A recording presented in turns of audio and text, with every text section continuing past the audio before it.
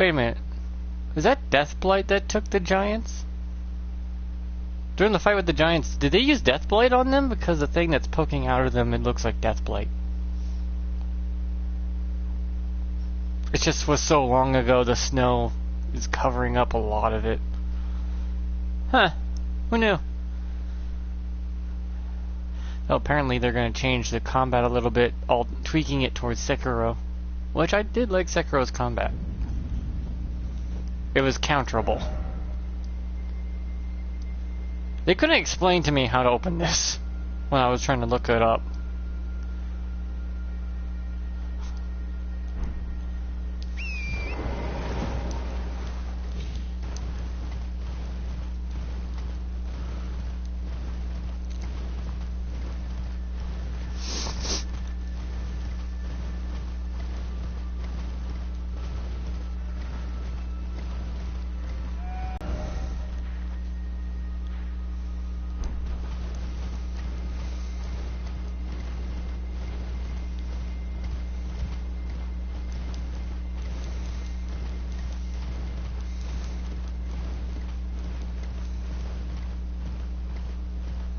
What was that I just saw?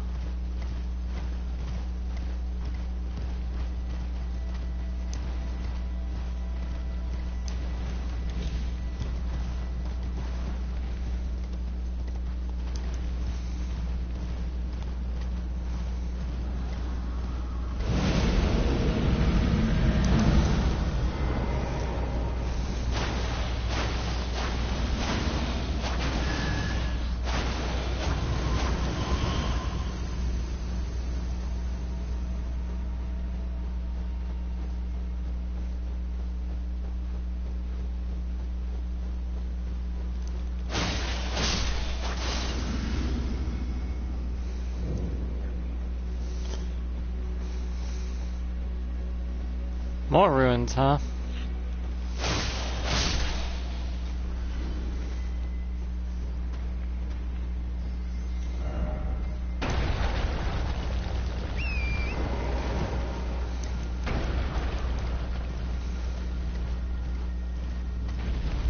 No, I've been to these ruins. So.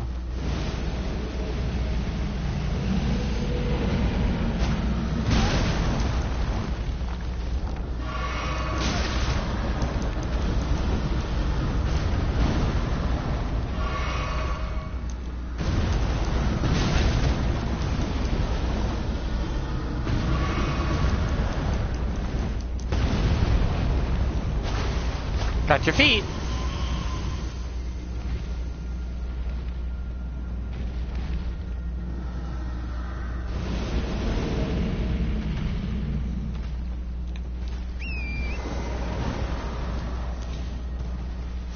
Okay, what's summoning this damn thing?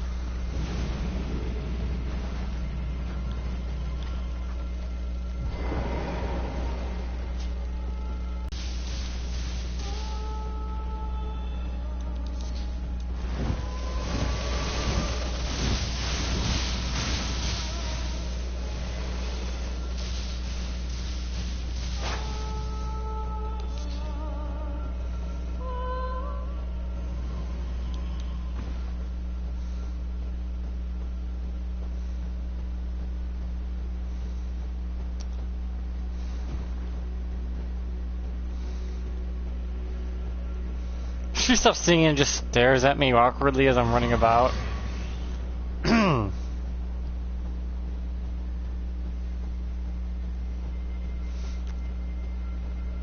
Boy, is this awkward.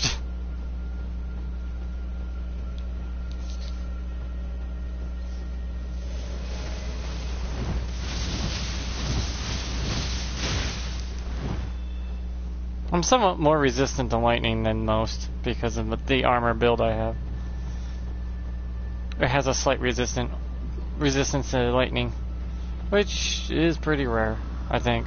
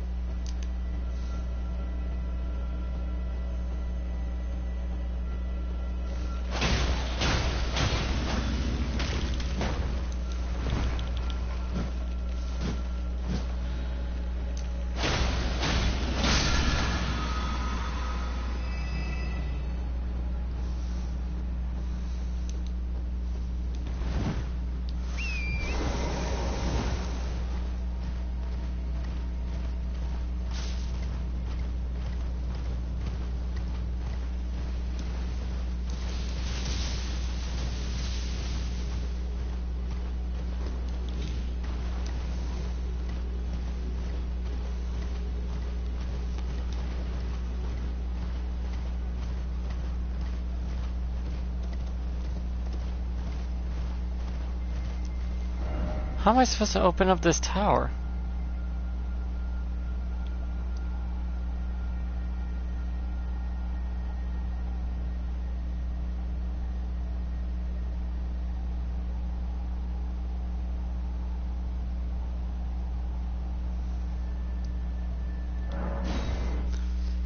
There's a lot of empty space. I know I should fight Melania eventually, but I'm not gonna look forward to having her kick my ass for 6 hours straight before I actually win one. Though I could probably get lucky too. I'm kind of doubting myself before I even fight her for the first time because I guess all the hype around her skills.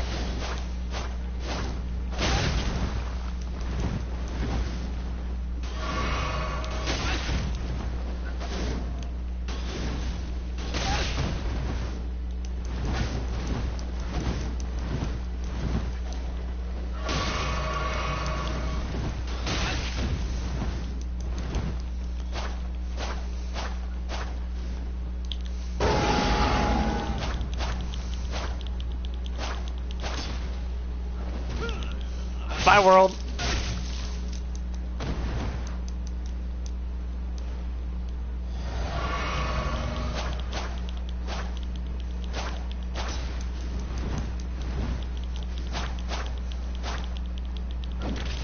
Why you get me like that?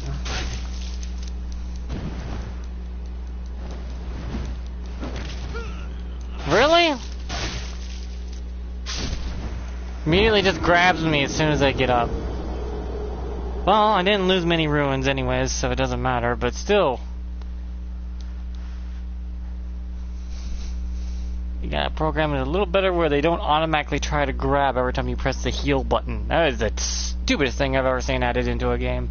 Oh, depending on your button presses, the game will automatically already predict it and then counter it with a move to make sure you can't use it. Why would you do that? It just makes it more irritating, that's all it is. It's not even a fun mechanic. Ooh, you didn't make the game harder, you just made the game worse.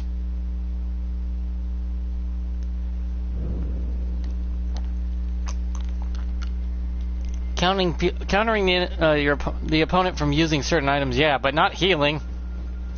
Healing should be like a 50-50 tail flip if you get hit or not after so, or even if the enemy reacts to said button prompt. Should be times when it doesn't do shit, where it just stares at it like, okay, heal, and don't care. Because a lot of times in video games I've seen where I've healed and it didn't matter. But at least it let me heal.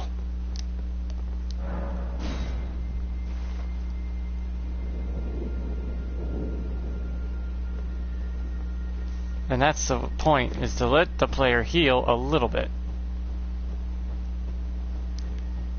Don't prevent us from healing.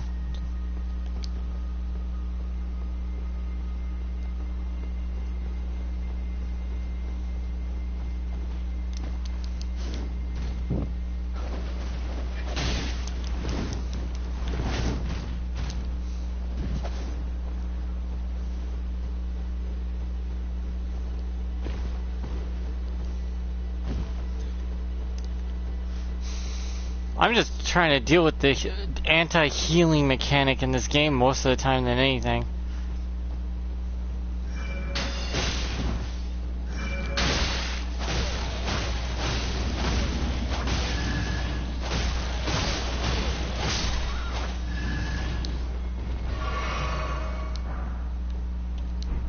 Well, really, I got lucky and got a bow. If you call this lucky. Yeah, preventing players from healing is just a dick move.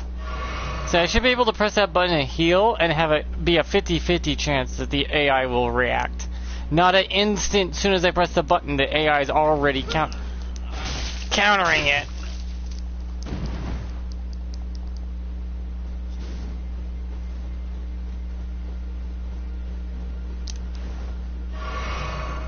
That shouldn't be a mechanic. Should let us heal up and then attack us with something, or have it be a chance of you being able to heal without the opponent, you know, completely going batshit crazy on you.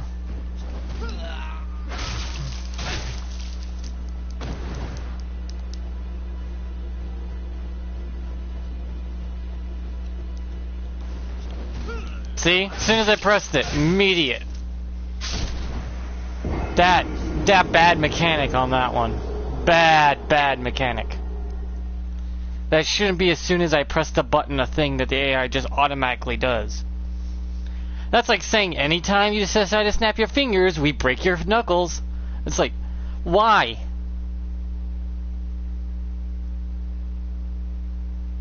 That doesn't make the game harder. It's just an irritating mechanic that's not useful to anyone. It does not make the game feel harder. It makes the game feel shittier. And that's probably the only problem I have with this game. Other than a few little pointless little things about it.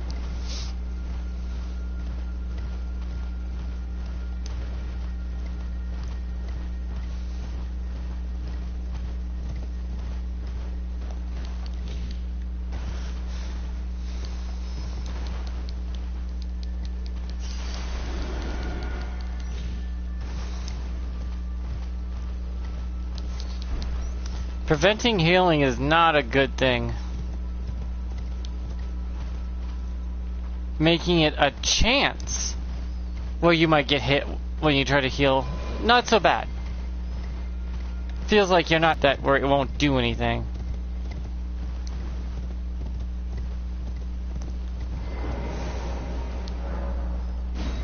Where at times it'll like, okay, it lets me heal. We won't attack or prompt the effect.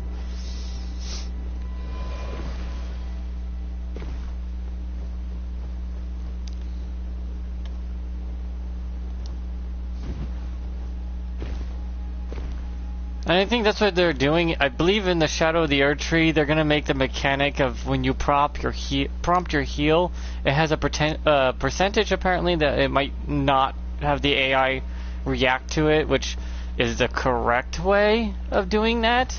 You might have it react, might not. It's a flip of a coin at that point. But the fact that it always reacts to you that way is probably why it is not considered really nice or good in any aspects.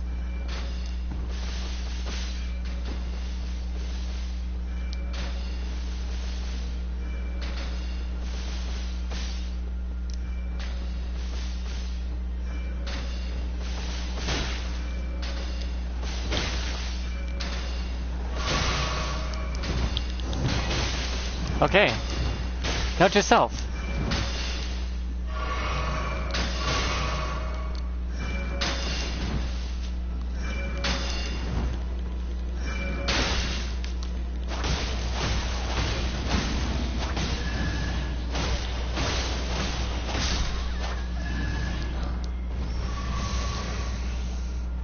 Yeah, being a pincushion is so much fun. I love being turned into an arts and crafts thing. Right when I'm trying to sew a goddamn pillow. And yes, I did arts and crafts and home ec and sewing and knitting. Don't judge me.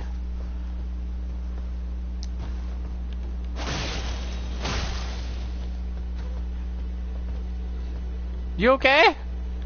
That sounded like it hurt.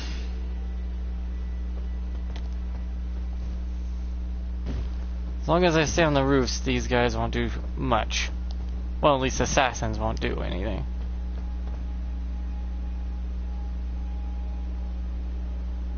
One, two, three.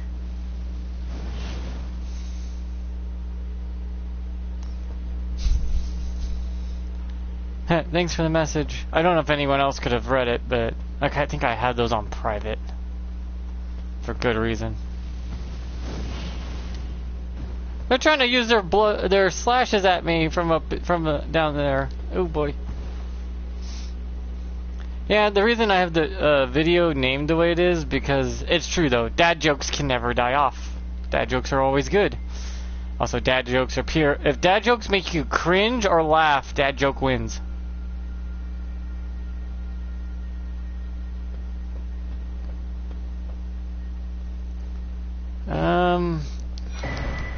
I try not to do parties when I'm doing my streams because YouTube will hold me responsible for what other people say. Which doesn't seem right.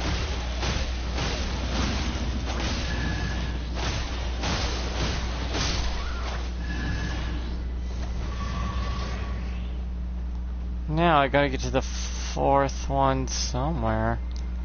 Nope, there's a guy over there, I remember. I could take these guys out, but I would need the torch.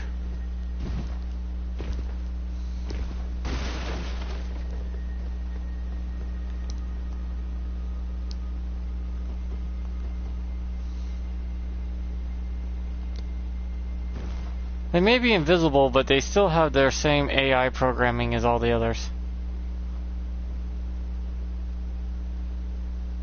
And once you find out these guys that are in this area are technically fake versions of them and not actual real Black Blade assassins, but they're technically made as the illusion of the Everjail as guards, it kinda makes you go, Because the one assassin that was trapped in there, well, you took his clothing. So, they're not exactly... There it is. Not exactly kicking now, are they? They've been dead for a long time.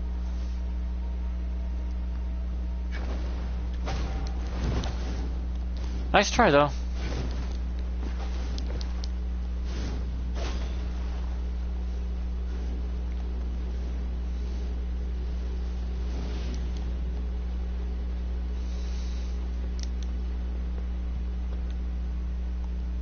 So I gotta go over here to there. Okay. Yeah, I kind of made it a rule not to use party chat during my live streams, only because of YouTube's overreaching.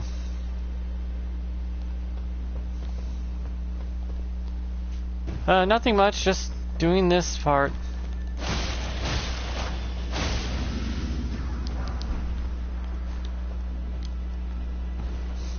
Trying to get to the Halic tree now.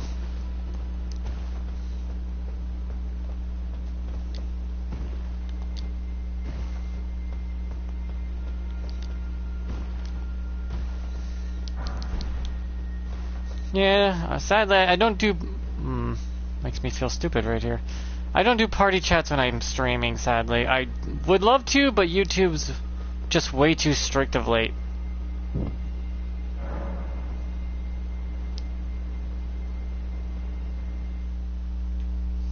I mean, someone could say something that YouTube finds offensive and I get in trouble for it. Which, that's not how that should work. Like, at all. It's not my words. And I'm not condoning it or approving of it. But yet YouTube will hold me responsible. It's like, what? It's not my fault for what the other people say. And I should not be held responsible for what other people say, or else a lot of people will be held responsible for certain other people that you really might not like. Because they may have said something bad that you don't agree with.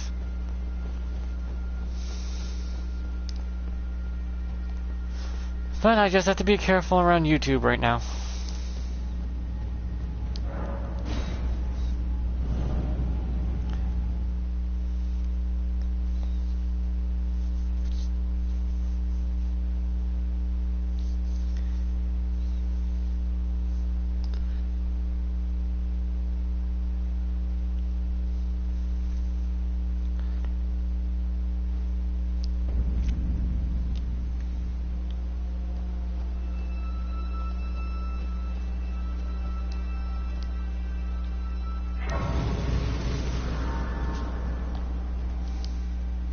Now I discovered the Halic tree. I cannot level up till 206,644. Now that I got this unlocked, I can head back. I was just unlocking it. I wanted to get the puzzle over with. But also, dad jokes... It's like the one dad joke. What's the difference between a stoplight and a green light? How fast you're going upon impact. That's a dad joke, and I'm like, that is a dark dad joke. But it still makes you laugh, and if it made you cringe, it's also like it wins too, because dad jokes are supposed to make you cringe or laugh. Either way, it's a win-win. That's why they're dad jokes. Dad gets the extra W because he plans for 2 assault attack.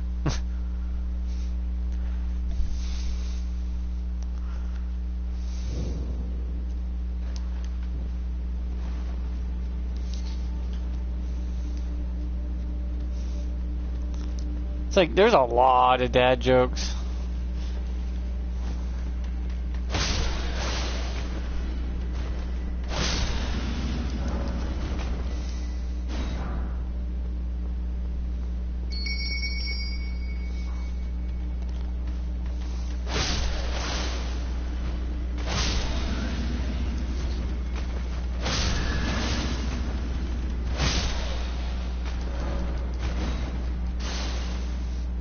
I remember one day, my grandpa told me a dad joke, if a frog was so smart, he wouldn't hit his ass every time he hopped. I was like, Or the one where he goes, yeah, that was as useful as a fart in a tornado. Have you noticed that this is this now?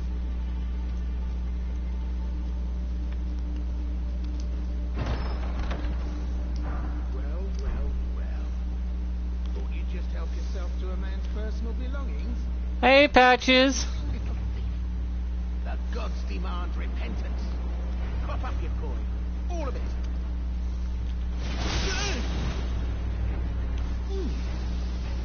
Wait. Don't tell me. Oh, hey, Patches. Please, wait! I surrender! I surrender! I swear! It's good to see you're okay.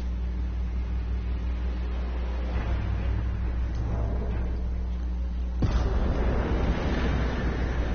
to see we're on the same page. I'd never cross you. Not even close. Hey, Patches. It's good to see you're still okay. See, like I said, Patches didn't die. It's been a long time, friend. So, how you been doing since, well, you know, the whole MILF incident that you were trying to go after? And my incident not working the same? Ah, it's been ages since I've seen you. Yeah. Didn't even realise it was you. Took you for a demi-human or some such. You know how it is. Just an innocent mistake. Water under the bridge, eh? Back to business as usual. Hell's bells. This bandit business is hardly what it's cracked up to be. See, Patches never died. If we keep running into the likes of you. Maybe I'll set up another shop with the lads. Okay. Then I'll be right back to see your new shop with your new items that most people don't know that you have if you actually save him.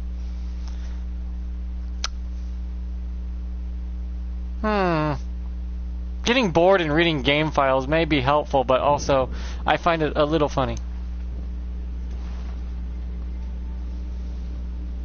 Everyone thinks that Patches like dies or disappears or something, but it's like, nope. It's just Patches being Patches.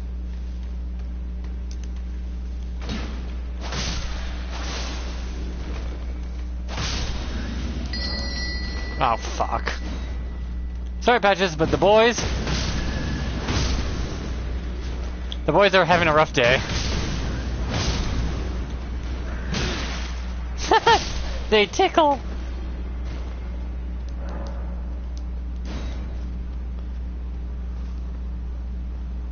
I kind of wish wearing certain armors made the enemies react accordingly different. If you wore a full set of a certain armor, enemies wouldn't attack you.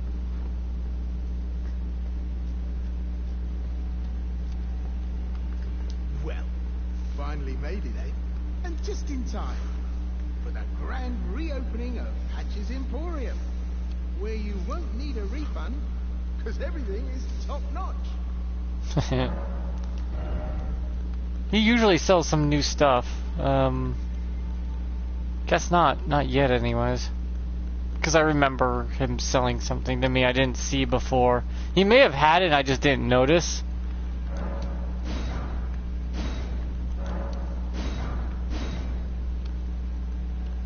There. I bought everything I could possibly buy. Cheers for that. Have you noticed that the chest is now gone? That used to be right here, that was a trap? Well, if it pops up again now, it will have an item in it for you. Patches truly believes you're his friend, and will treat you as such. He's very loyal once you become friends with him. I mean, loyal to a goddamn fault. Like a dog.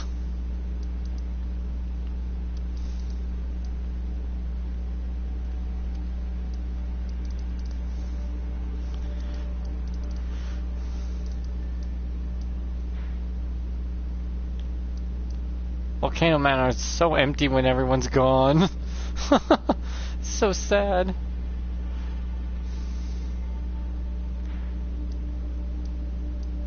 But yeah, Patches didn't die. He got the thing for her. You give it to her, and then Patches will be back, heartbroken at his The poor bastard will be heartbroken after he does find out about when you give that girl, the woman, Tanith, the item that Patches wanted. He finds out about her rejection, and that's why he ends up going back to the bandit cave. He's trying to... Sounds like he's trying to just cope. Poor bastard. Also gives you a second chance to kill him for his armor. If you want to do that to a poor guy who just had his whole soul crushed and heartbroken. Ugh. I couldn't do that to him. Maybe in my second playthrough I'll kill him before we even become friends, but I've grown so attached to Patches throughout the many games he's been in that he's just been a good kind of guy.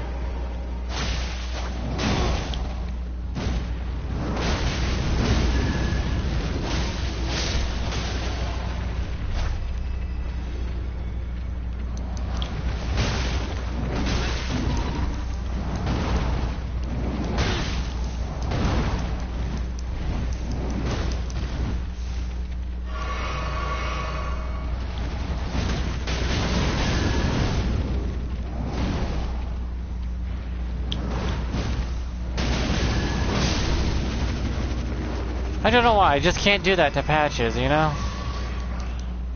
He's been through all the same games you have been through. He's been in Demon Souls, he's been in Dark Souls 1, 2, and 3. He's lost himself, lost his mind. Lost, just in general, lost. Just trying to do his best to survive these weird worlds he keeps getting himself into. And you as a player should probably understand him more than anything, because even in Bloodborne he gets turned into a goddamn spider. That must have not been pleasant. To wake up and go, why the hell am I a spider this time? And then look around going, oh, goody. Outer gods. Yippee. So he worships one of them, probably hoping to get the hell out of Dodge. But then you kill that god, which frees him up to leave that world in the first place. So he may have just been trying to use you to unshackle his chains that were keeping him tied to that Bloodborne world. And when you free him, you free him. And if anyone didn't notice, why is there covered in death blight? This is all death blight. Then they cut off their arms and hands and turned them into these.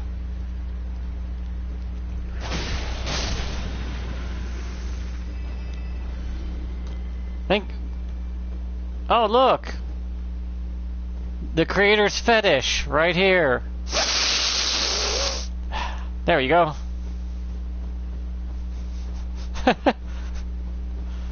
You can tell they have a fight.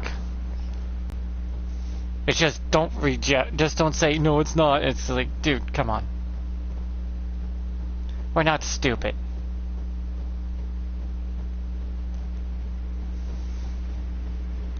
Just say yes, you are. Yes, it is, and be proud of it. Unless it's one particular type of fetish that definitely you should never be proud of, but I can't say it on YouTube because YouTube protects that. Don't ask, they do.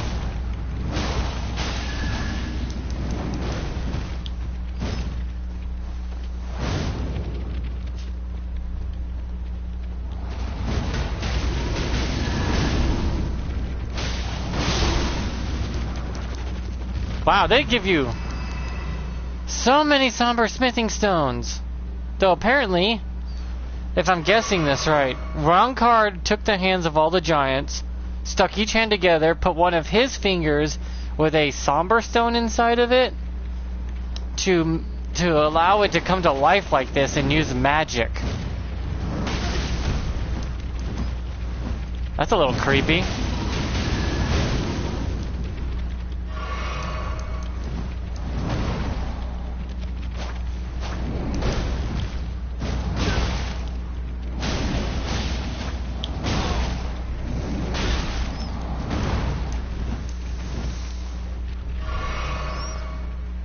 Crafting is so creepy.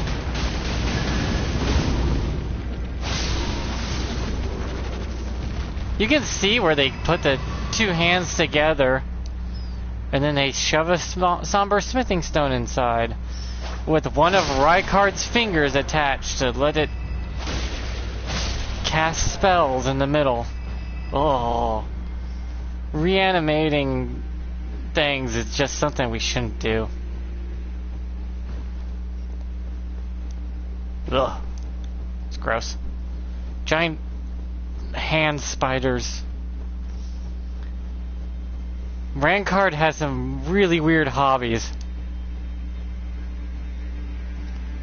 It's like, haha, okay, have fun with that, Rancard, but also keep it away from me. I'm not afraid of spiders, I'm afraid of whatever that freaky thing is. So WR.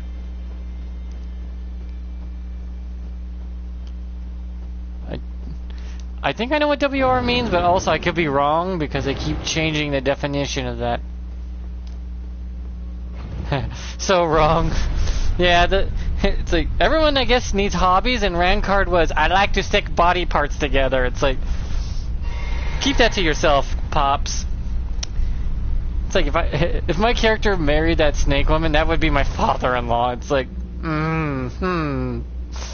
yeesh, your dad's weird.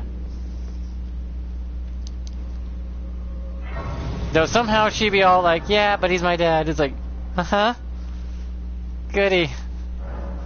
Yes, dear. Ugh.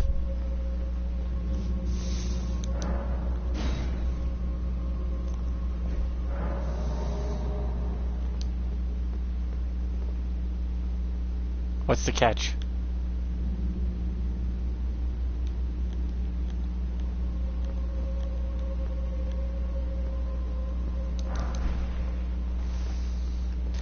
Good, flame protect me. That's my last one I needed.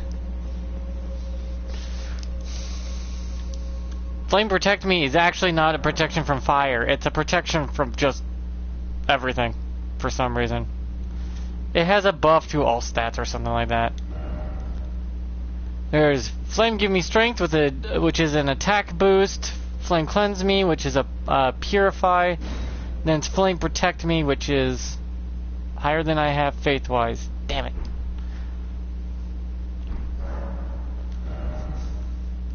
Which is a defense boost. So one's defense, attack, and cleanse. For some reason, fire is a big deal in this game. I love how this grace is use of the old humanity from the old Souls games that a lot of people don't realize because they didn't play Demon Souls. And this is just humanity right here. They call it grace, but that's not what I remember it as.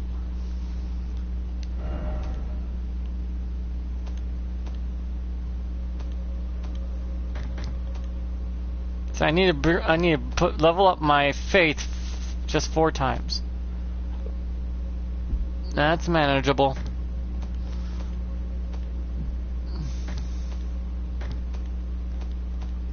Put away anything I don't need.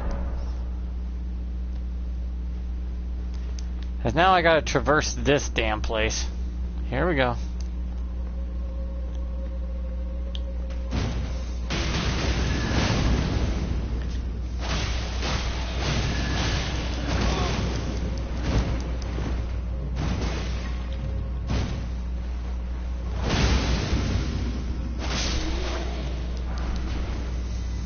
Oh, Fireman Gauntlet, which I'm already wearing. That one looks way too different from the rest of the walls. That is so blatantly obvious. It's like, it looks like this next to a wall that looks nothing like it. It's like, I think that one's fake. That or someone really did not do their job correctly when making it. I think it was supposed to be that easy to spot because it's a fake wall, but...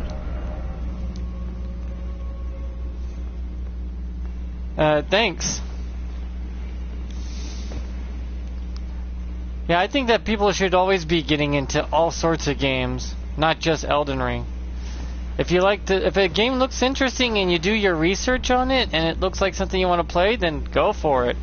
But I would recommend always looking into it before you purchase it. Look into the game. If it's an online multiplayer game, see how many people are playing so you know you don't buy a game that's already dead. Especially if it's an online game. Those are the worst.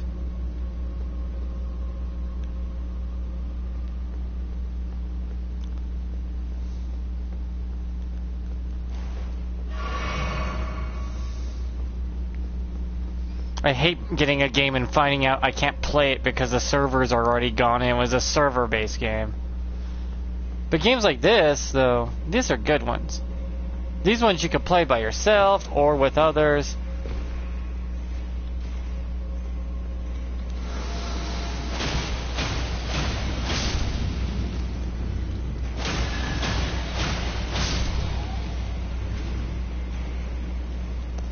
So it's okay if this game actually stops using its servers, it's still playable. And I believe they'll be putting it on a hard copy with all the updates and DLCs to it. So when the final copy comes out, you buy that one and you'll have the entire game at your disposable updates and all.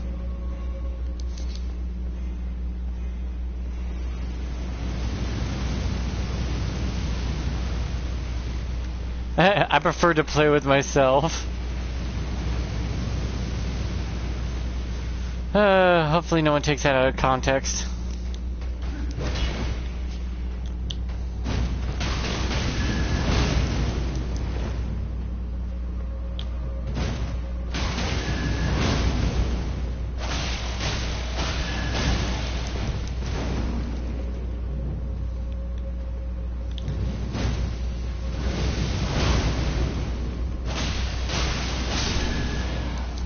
God damn. My shield literally just said nope to that fire and just fucking ignored it. I took no HP damage.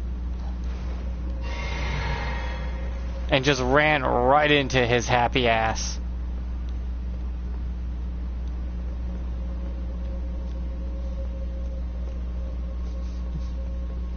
It's like told him to sit the hell down.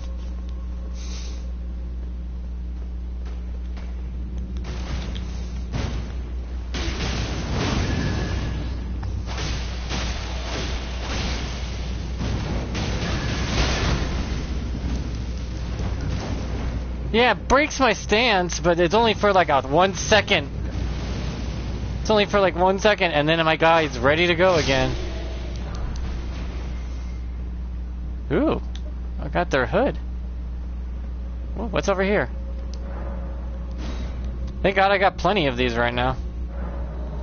And then I guess this is one if I pick it up. Okay, no, it's not.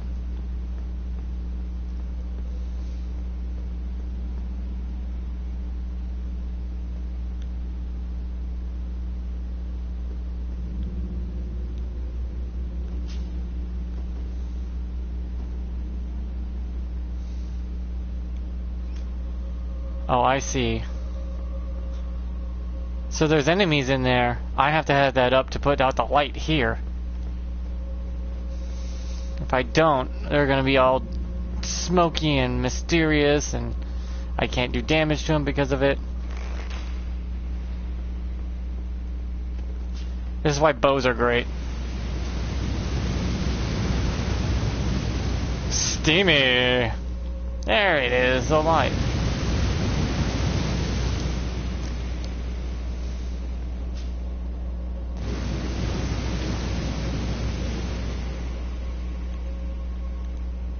I hear motherfuckers!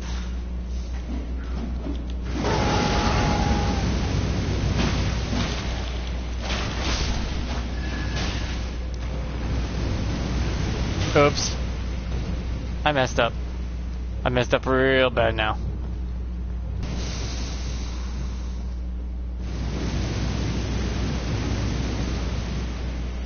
Well, you coming or what, little shadow thing?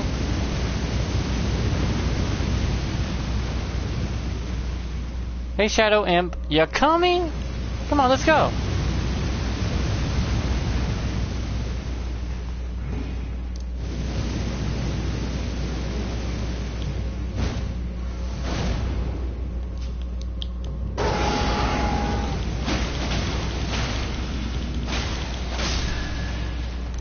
Yeah, you only can get that combo if you have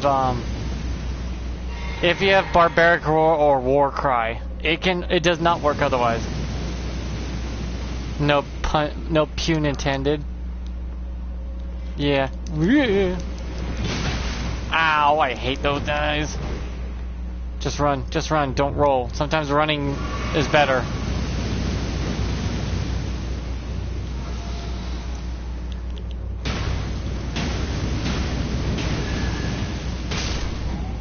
I love how I'm like, I go full Kaioken times 3 with this build.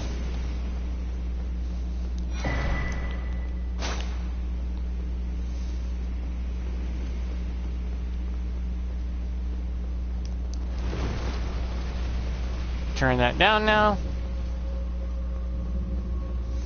And head down this way. See, when I'm attacking a combo, my multiplier goes up from my talisman. If I get bleed proc, my combo goes up with the talisman. But if I also use barbaric roar, which is also goes up because of the Ash of War.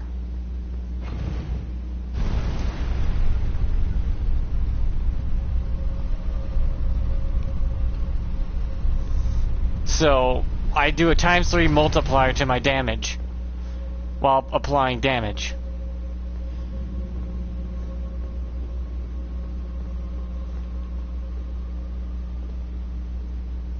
Yeah, I take the hint that this is a big ass circle that's supposed to have light in it. Yeah. So, how do I bring light to this location? Oh, I think I know how.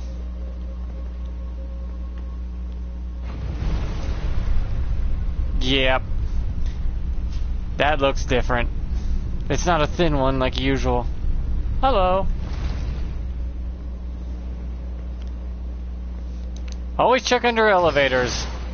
Since demon souls. You want to check under these god-forsaken elevators. Hey, big guy!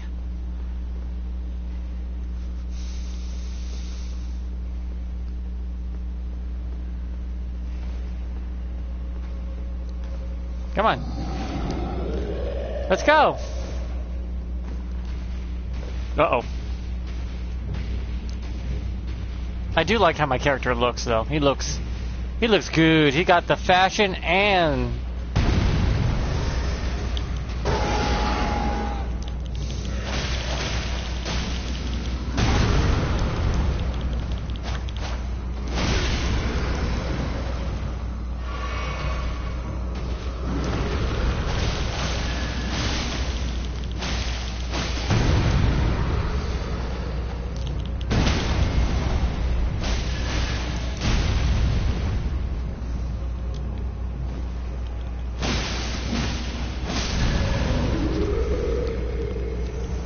I just procced bleed, frost, buffed my damage because of the bleed, buffed my damage because of the frost proc, and I built up damage from doing a combo.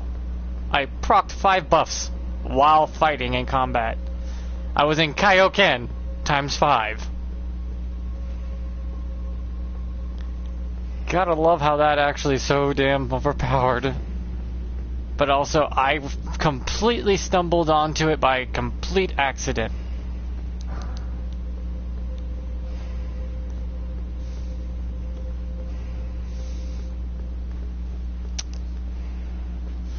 Wonder if anyone knows any dad jokes.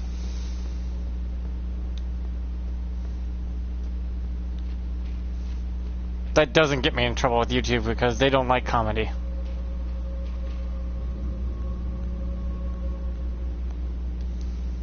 I have enough FP, so when I get in there, I can just... Oh, I don't have enough MP.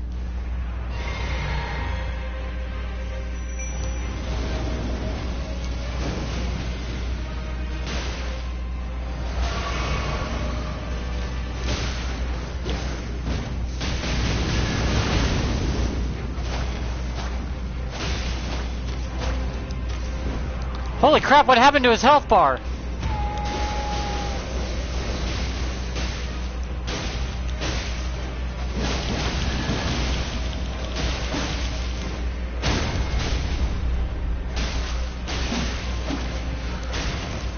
Yeah, if you don't have FP for this build, it still works, even without FP. Just watch my stamina bar.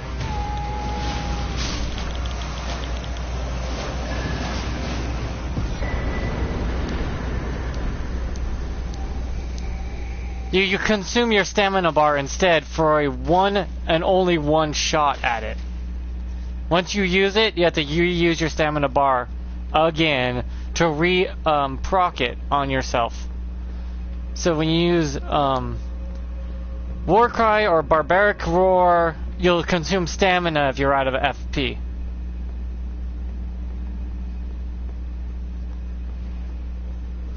Which means you'll still manage just fine, you know. You can still do it. It's just at a higher cost of making you vulnerable.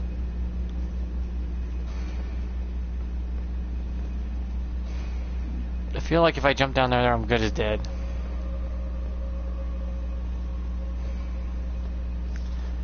So I'm gonna take the elevator instead.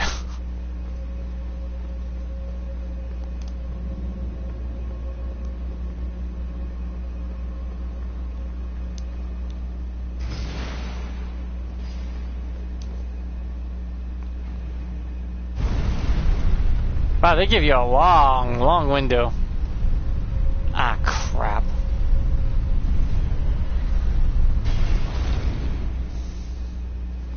I do not have the energy for this cat.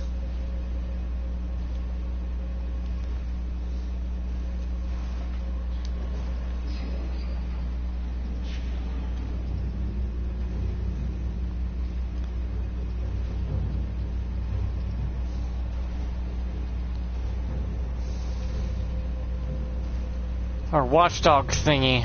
Is this supposed to be a fox?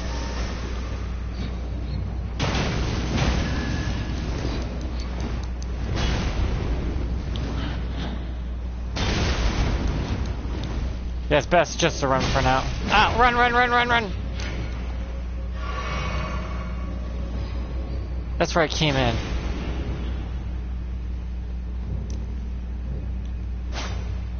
Oh, why am I not climbing it? Climb it, damn it!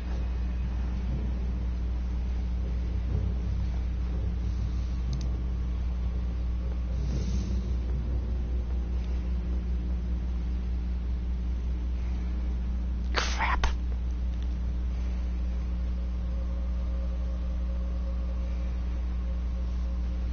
Kinda wish I had FP right now. Just a little bit. I know I don't need it, but it's so helpful.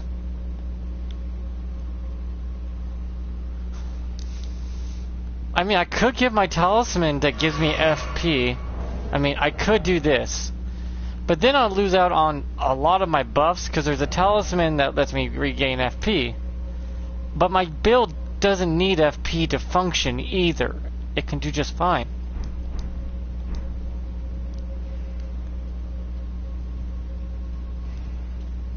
Crap.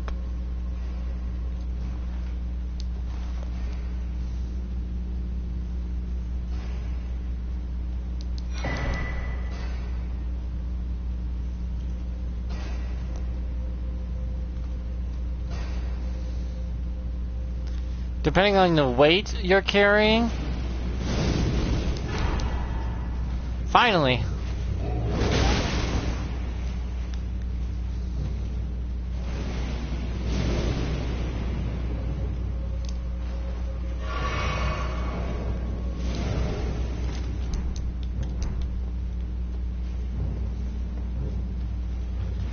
I can summon my rats right now for no cost.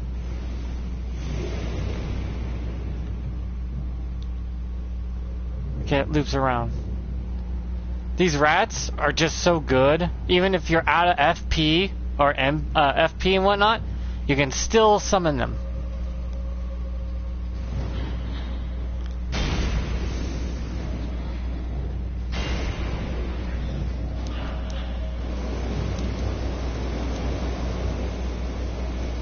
That means you always have something to rely on. So I would recommend getting the giant rats just as a backup plan. In case you want to summon something but realize you can't get any more FP, but it'd be really helpful to have something on you help you out. But those rats are not a joke. How freaking high is this ladder?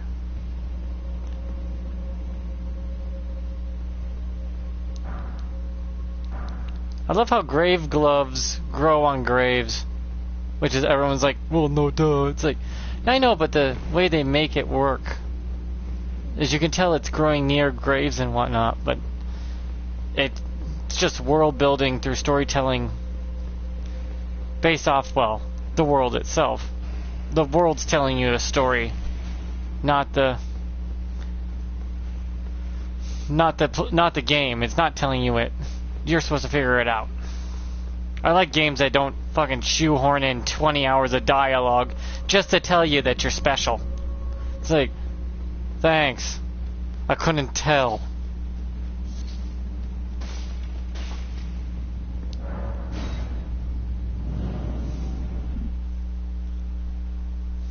So I need to get myself 4 levels into Faith, just so I can have my final spell.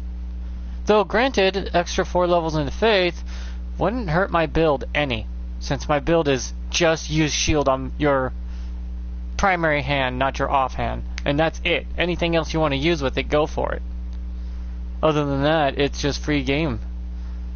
How you want to build is completely randomized and up to you. It's just, you use your shield.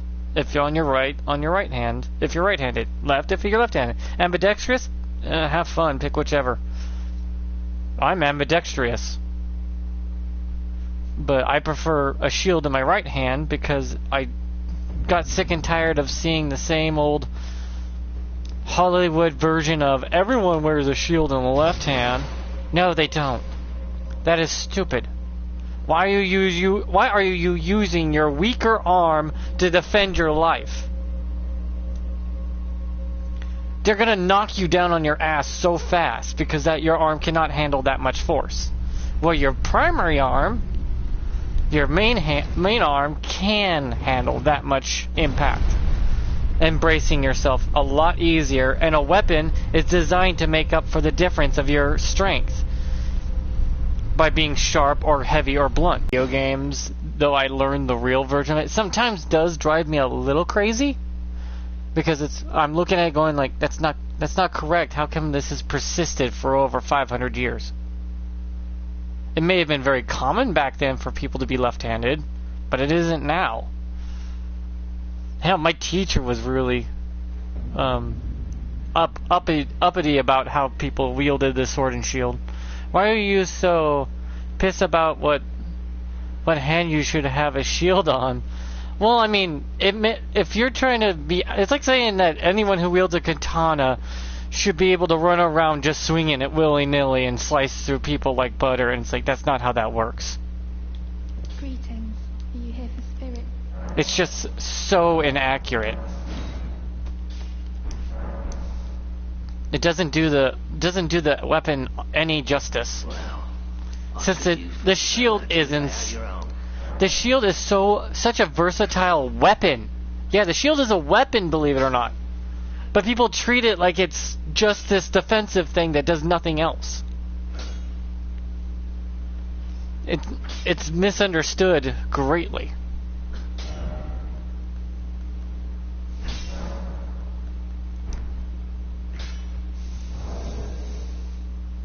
Yeah, but you should use the more dominant hand because you have more power to swing with it. Yeah, that too. You go into a person with your dominant hand and a shield, watch them get knocked on their ass so easily in real life. Even if they're blocking with their left hand and it's a weaker arm, you'll be able to make them buckle before you do. Because you are putting more force from a stronger advantage in your stance, where they will not have that advantage. Which always drove me nuts. How people are like, shield only for blocking. Nah, shield could decapitate you. Believe it or not, some shields were sharpened around the edge. So if you swung your shield in a slashing motion, you can end up taking someone's head off with it. Those are blade shields. They actually existed. But for some reason, people don't understand that shield was a very, very powerful weapon.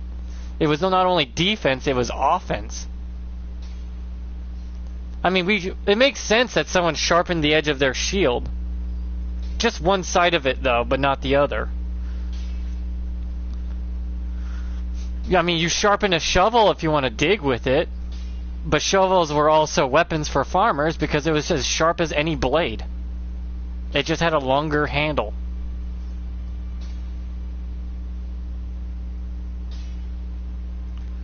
Why is the grip on the shield on the right side? The grip on the shield can actually be anywhere you want it.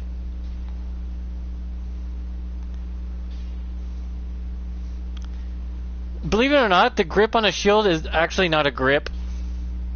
There's actually a part of some shields, when you go to put a shield on, it's a leather strap that you strap it onto your arm instead. The grip was actually a rare thing for shields to have. That was mostly for decoration purposes. But they usually strapped it onto themselves so it wouldn't budge an inch. It was strapped to your arm so tightly it became part of you. You could wipe your ass with a shield when it's strapped onto you, and you won't even notice a difference.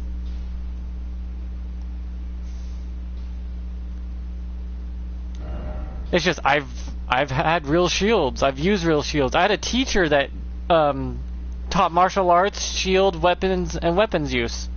Pole staffs, nunchucks. He laughed at people trying to use nunchucks because that is such a joke weapon. But it is funny to watch people struggle with it. But yeah, you strapped a shield onto you. I guess great shields are probably the only thing that was common to have a handle on it, or a grip like that. But they still strapped it to your arm. A single strap, but it was extra thick. Because the great shield was so damn heavy. You were moving slow as hell, but there was people behind you, as you're blocking an incoming barrage. But as soon as you get close enough, they would poke around your shield and fight with you. And while you just kept moving forward. And that's why they put spikes on the damn thing. So you can start piercing your enemies while just keep moving forward. Sort of like a wall coming into another wall trying to squish you like a trap. And since you had a couple other knights with you, they couldn't jump you from behind. They would also have a couple spears poking or a couple of swords on them too. So they can slash or poke around that shield. You weren't alone. Great shields had teams to work with. A medium shield, a small shield, was strapped to your arm instead.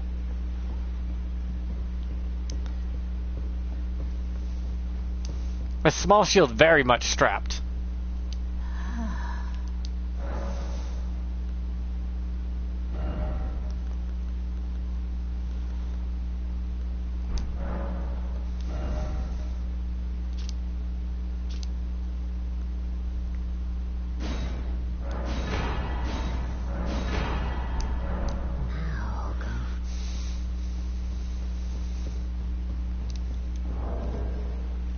But yeah, this grip on this shield right here, you can see there's a strap on it.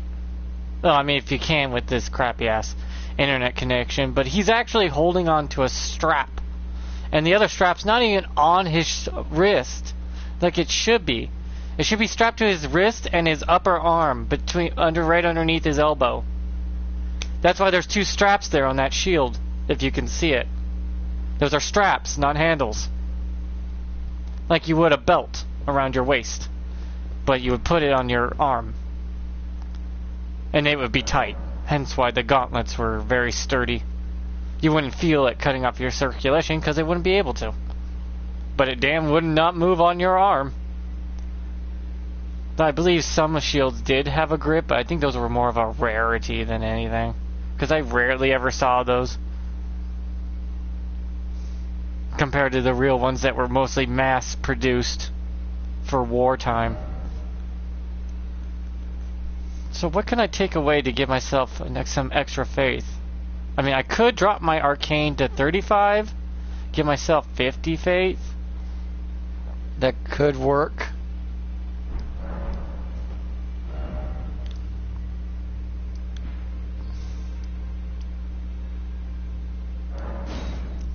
Yeah, but That's why I find it so weird how they got shields so wrong over time. Because in storybooks or in Hollywood movies or whatnot in stories, they always depict the soldier wielding it left-handed, and everyone just assumed that's how it was supposed to be.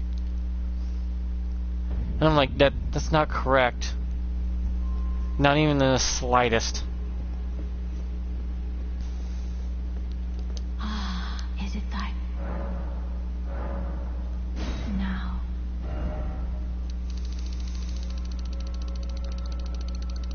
Oops.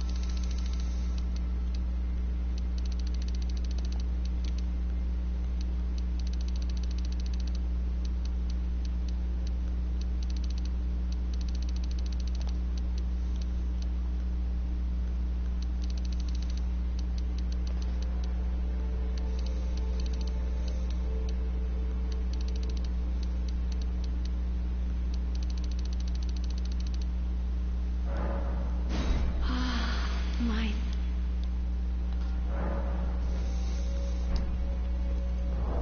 That's why I really wish those YouTubers that do the whole knight sword shield, that they made this hybrid katana western sword. They combined a long sword hilt with a katana blade, and it actually functioned really well, which was more shocking than anything. I wish they would do an episode on shields.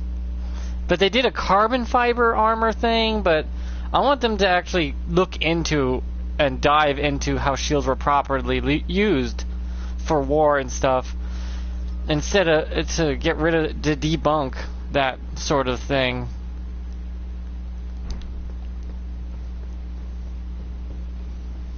But I mean, their thing is swords after all for their YouTube channel. But I've seen them dive a little into the armor, and they're not exactly. They're kind of limiting themselves. Those YouTubers are. It's three guys that have a castle in the background who wear this old fancy Western sort of armor for their YouTube channel. I forget the channel's name, but I wish they would do one about shields.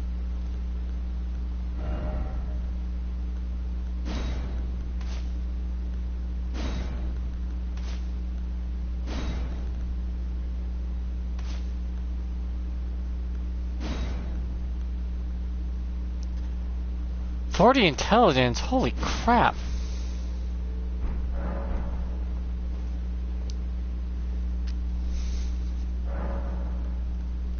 I wish it let you use any spell you wanted in this game, no matter what your intelligence level was. I just wish it would determine how strong the spell would hit for.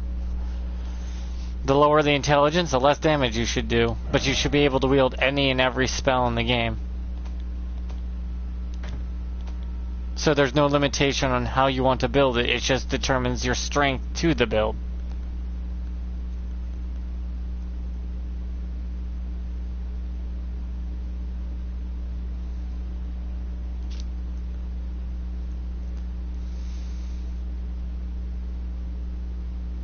I know it says fire damage negation, but it actually gives you outright damage negation. Weirdly enough.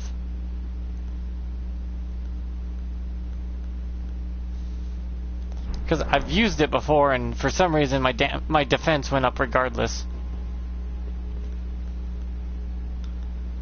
Give me strength, damage, cleanse me, and then...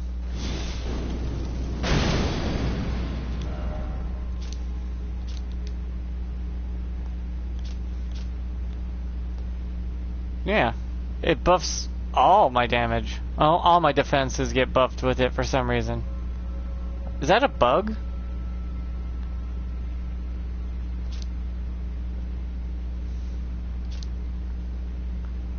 Is that a bug when I use... is this bugged? Flame protect me?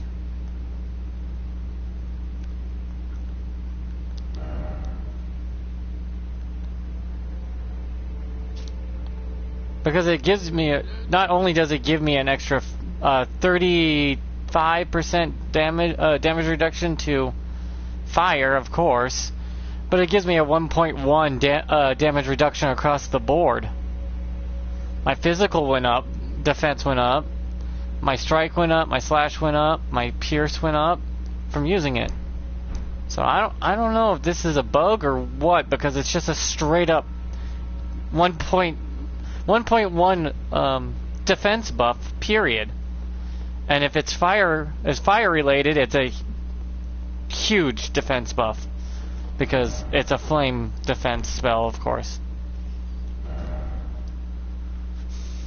Which makes complete and utter sense. It's like, okay, that makes sense.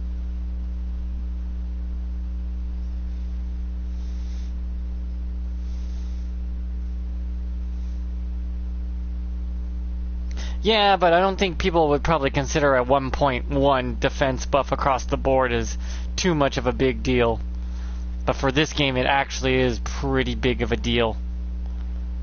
I don't even know what those patches are going to be. All I know is they're coming.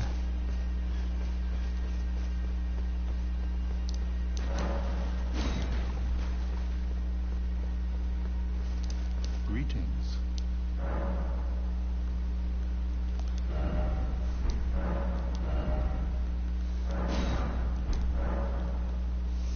You wish to know more of Lord Radagon. Lord Radagon was a great champion, possessed of flowing red locks. He came to these lands at the head of a great golden host. When he met Lady Renala in battle, he soon repented. Yeah, not long to wait. No, I'm gonna actually get it. And became husband. I have money on my console, on my account, so I should be able to afford it. Was hounded from the lands between. Radagon left Renala to So I'll have to download that huge ass file. becoming queen. God knows how long that's gonna take. Husband and king consort, taking the title of second Elden Lord. The mystery endures to this day as to why Lord Radagon would cast Lady Renala aside, and moreover, why a mere champion would be chosen for the seat of Elden Lord.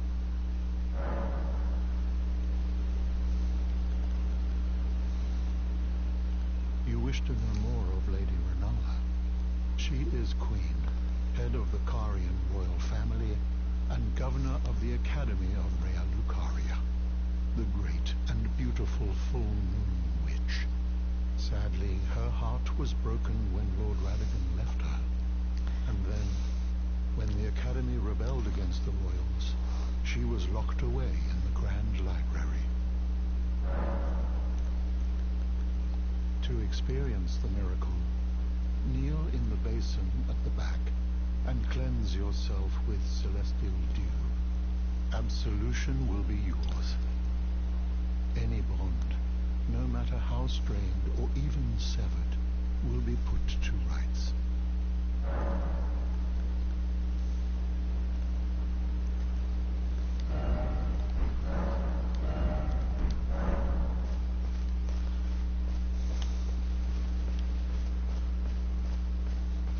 Yeah, the only reason I have fire on my shield is because lightning's not as effective for me right now.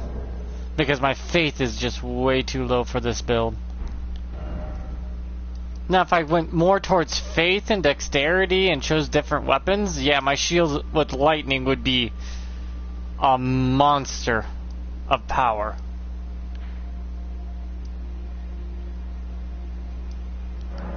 And I'm not kidding about monster levels of power, because defense against lightning is rare. What I'm wearing on my character is highly lightning resistant. But it's a combination of multiple clothing. And it's not even a set, it's just a mixed mosh of shit. So lightning won't hurt me as much. Where every other shit is heavily weak to it for some reason. It's like lightning is a know-all be-all of you cannot defend against it completely. Other than the final bosses, apparently. Or something like that. Those awful poachers. I hope Uncle Alexander beats them all up.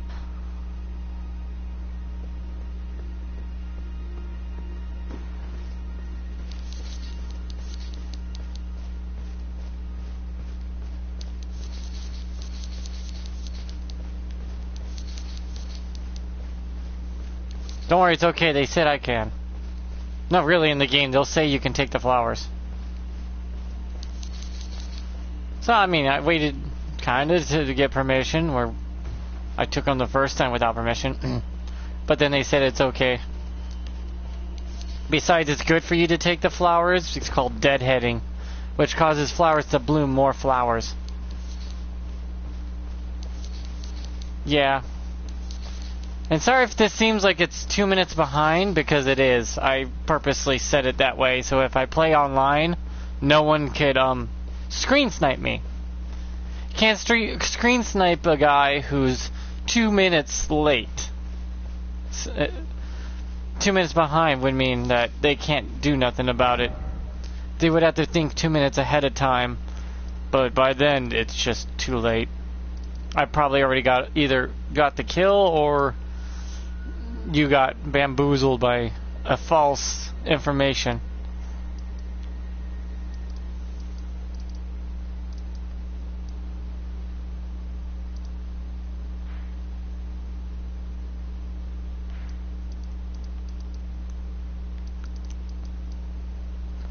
I beat Moog rather quickly, actually. I'm beating those I need to beat. I could have let a lot of the other enemies live, but... Well, I kind of did that on purpose because I know people like to stream snipe. And when I first started out, I was always playing online.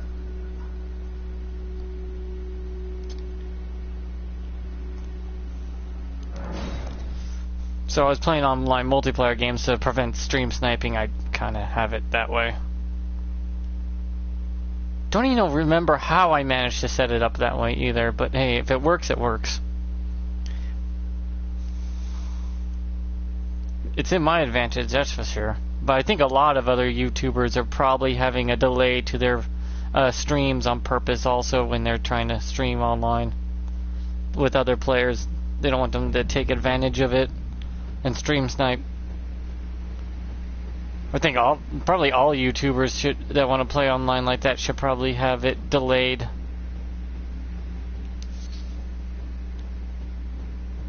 Hey, he forgot this hand.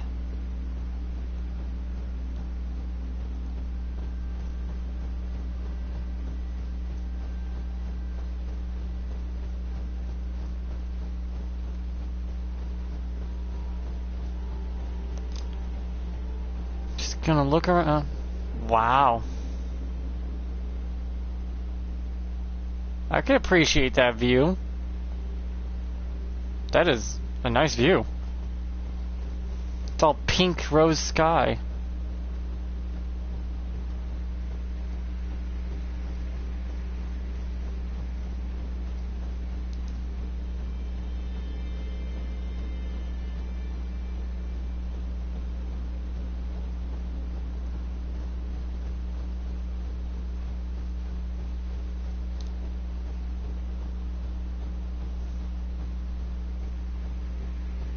I don't know what that means, but I'm just chatting. Okay.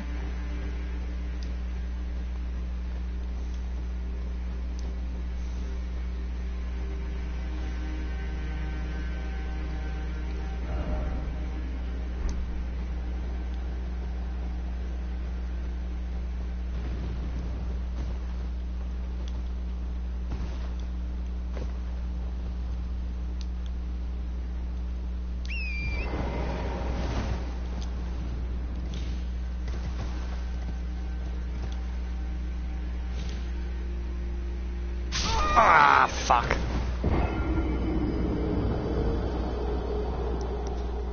You mean, Jackal, you don't know what a delay to a stream is? It's when you delay the footage by a minute or two. So if someone's trying to stream snipe you, is in play the same game you're trying to play online, and just hunt you down to kill only you, and ruin your whole day or your stream just because they're bored and that's what they find funny. You can delay your stream so they can't find you. Yeah, screen sniping is when someone watches your streams to just enter your game and just kill you and annoy you the whole time. In other words, it's a dick move. It's like when you and your younger siblings used to look at each other's screens when you played video games before, before online gaming was a thing, and you had screen peeking. Screen sniping is just an online version of that.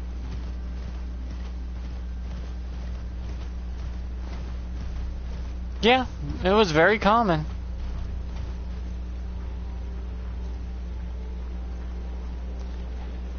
It's still a thing to this day, but not as bad, since a lot of YouTubers have figured things out.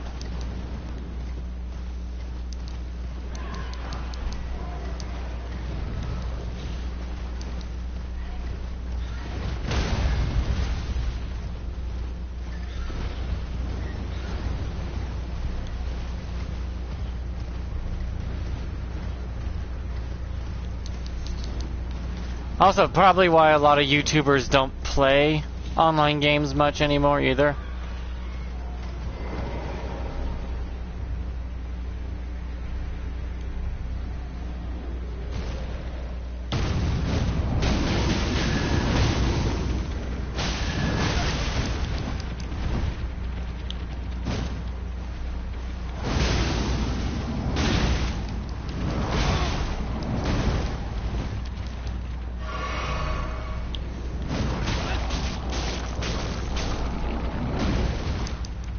Man, this thing's got trim its nails.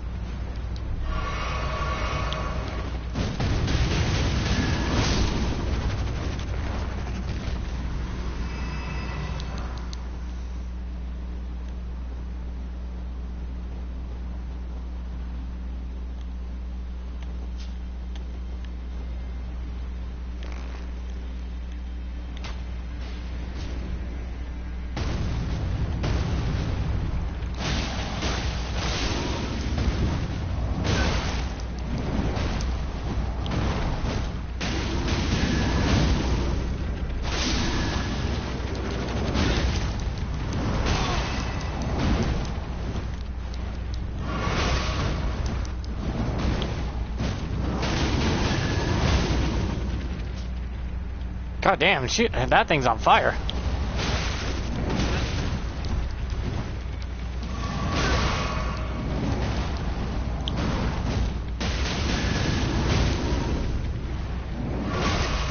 Anyone get the license plate of that fucking hand? Because it just ran my ass over.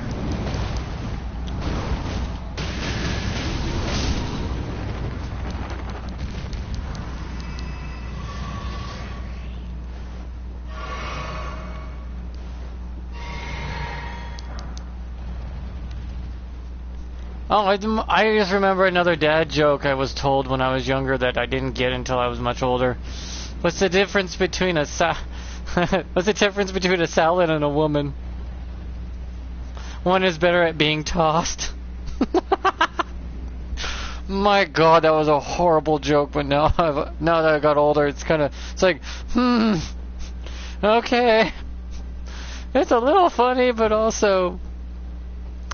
It's supposed to be a sexual joke, by the way, if you ever wonder. It's a dirty joke.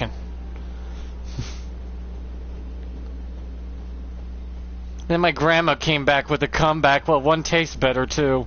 And I'm like, oh God, my grandparents are just so dirty.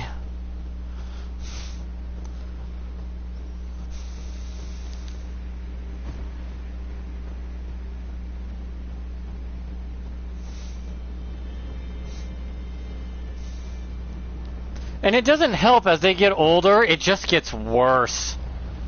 At some point, they just give up on giving a crap.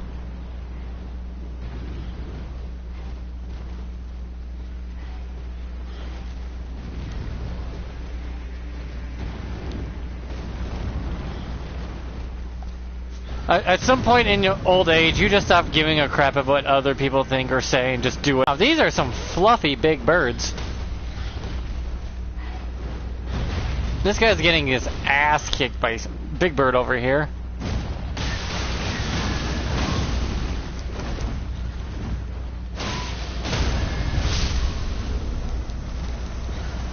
I'm helping you! I'm helping you! Calm down!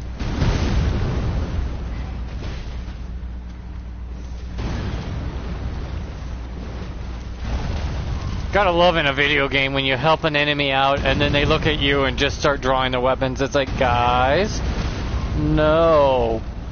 I'm on your side. Chill. Please?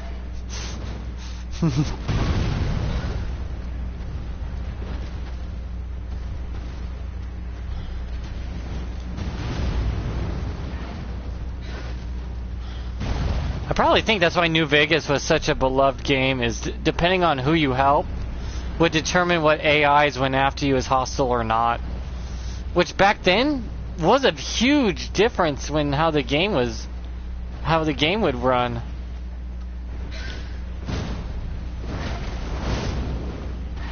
Turkey sandwich. I don't know if you would call this a turkey sandwich or a chicken sandwich, because everything tastes like chicken. Not everything tastes like turkey.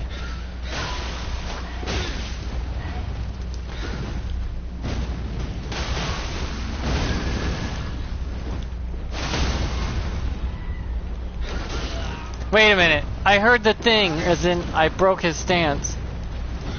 And then he's like, nope.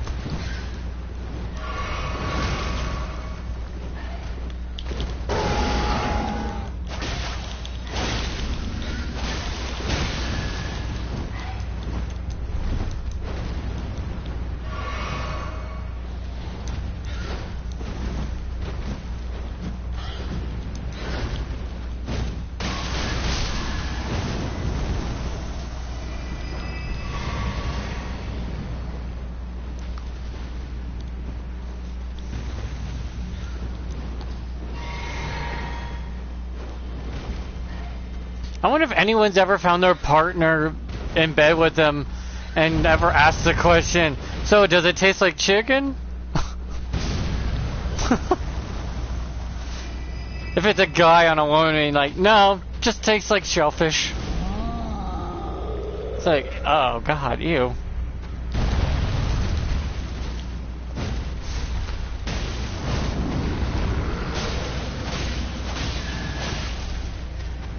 A woman would be like, no, it just tastes like one of those 99-cent hot dogs you get at Walmart. It's like, aww.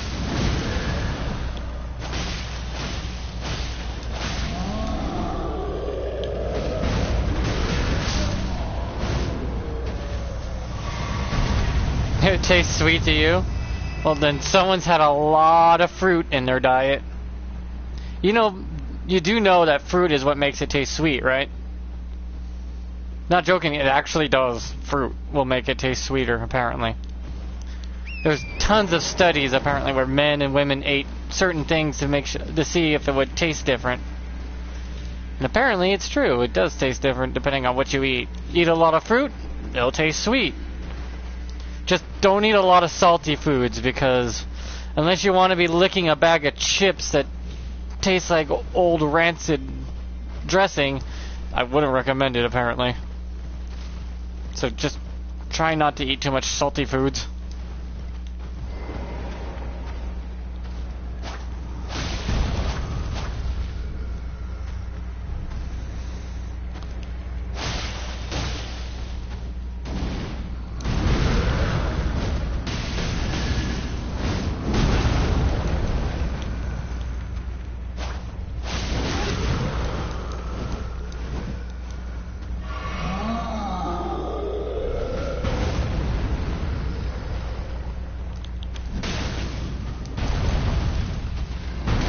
Stay away from the greens.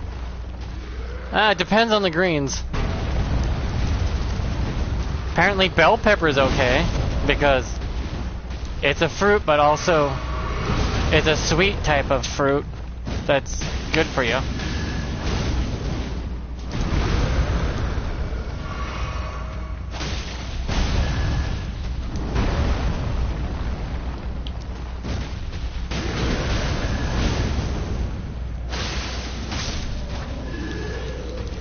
And also why strawberries, chocolates, and oysters are considered an aphrodisiac.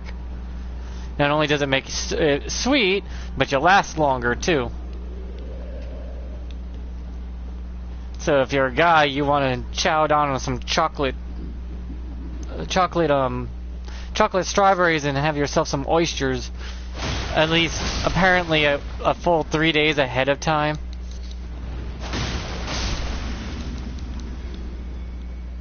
So.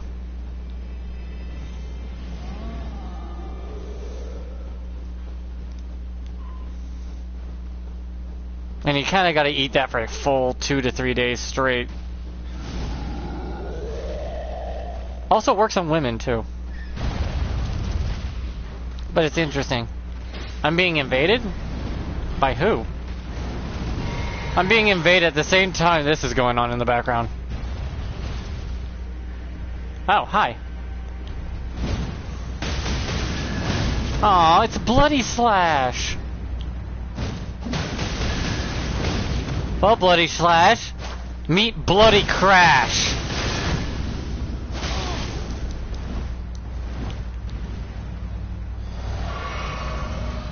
Your Bloody Slash don't mean shit.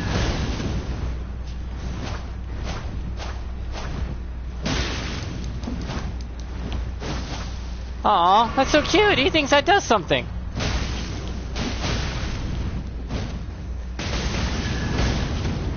I'm just gonna leave you up there.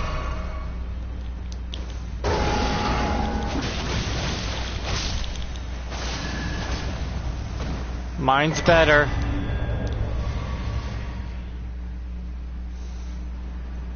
That guy's supposed to what drops you the bloody slash blade, which is terrible actually. Everyone's like, oh, this sword's so broken. No, it's not. I literally could power through it. That sword is as broken as toilet paper. It's flimsy at best and only works on those who don't know how to handle it.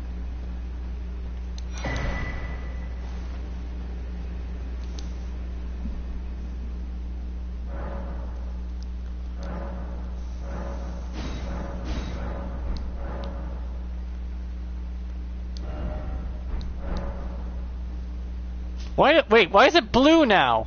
Why does this thing keep changing color? This outfit is the most color-changing thing I've ever worn. It's constantly changing it. Now it's brown! Huh? What? Make up your mind!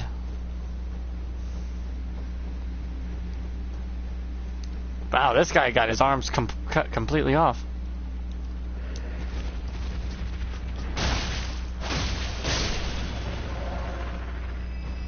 And the death blight must have got him.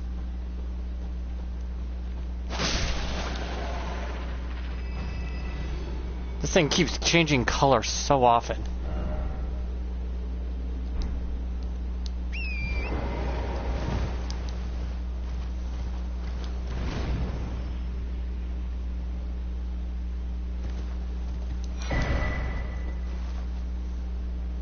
Troll's Roar is something that's a projectile. As an Ash of War, which is actually a really good Ash of War because it's massive. And if you have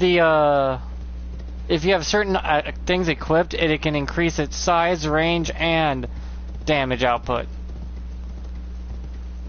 Which for many doesn't sound like a lot, but it actually really is.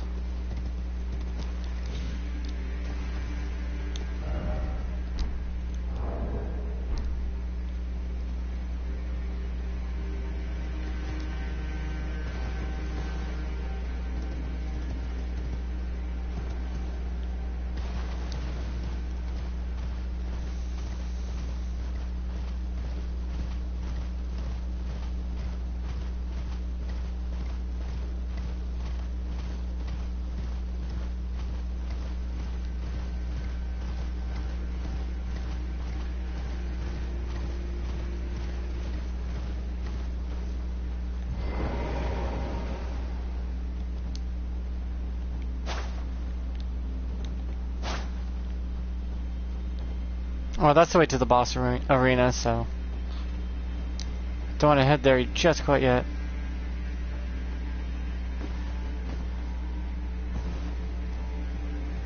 Well, that was smooth.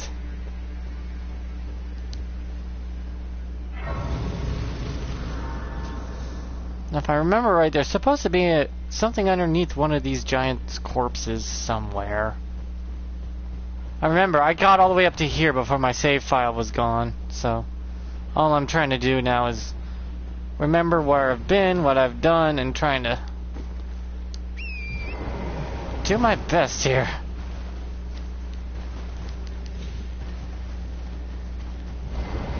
Is this it? Is this where I remember something being under? Is it this corpse? Yep, here it is. Oh, you little teleporting shithead! Where'd you go? There you are. The teleporting ones, though, never truly disappear for good. They just teleport around in a big circle until you beat them. But they're never gone. Not like the other ones where you have to reload the area.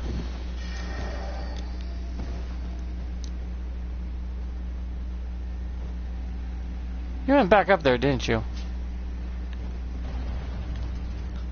I'm gonna take out my bow. This is why the bow's great. You can sneak up on them, though. You just gotta make sure to come at the ball side so the scarab doesn't see you.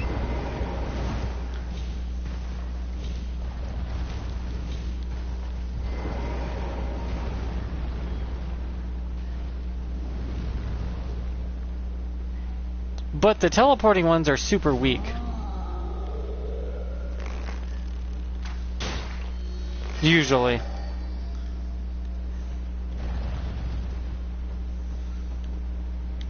See, he teleports back and forth from here to there. Well, good, great shot should do it.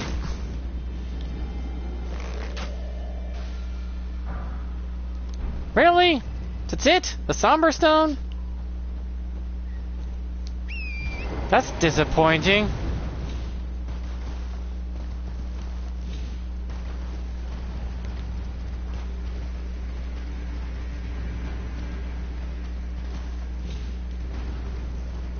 Yes, I'm gonna wait a little bit and get the expansion when it comes out, yeah. I have money for either to pay for a one more year membership. Holy lordy lord. Ladies must love this enemy. Why is he backing away from me out of fear?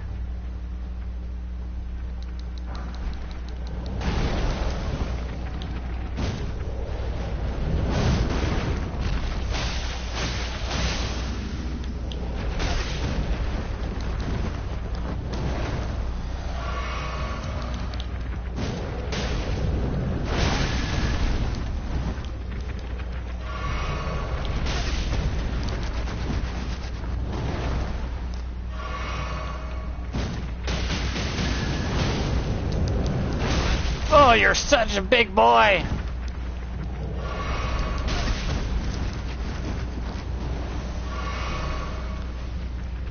Damn, this guy's hard. Not really, if you... Some people are like, not if you time it good. It's like, yeah, but I'm getting tired already. My time's almost up, too. And so is my snappy comebacks. Because I like From Software games, and I would love to, you know, give them more money to make more good stuff. That's the whole point of capitalism, though, is you work, you create something, you charge the price you want for it, and people say yes or no. Like, nah, I don't want to pay that much for that. I'll pay you this much for that. And if you have good quality work, people will pay regardless. And if no one likes your stuff, they just don't pay and you go bankrupt and goodbye. It kind of balances itself out. Capitalism's probably the best system we've had so far, but yeah, it has its issues. Wish it didn't, but nothing's perfect, and you just gotta manage with what you got. The fact it actually works is amazing in any way, comparatively. The other systems sucked. Surprised we managed as long as we did with them. As a species, humanity struggled so long. There's my last seed. This is my last seed, so...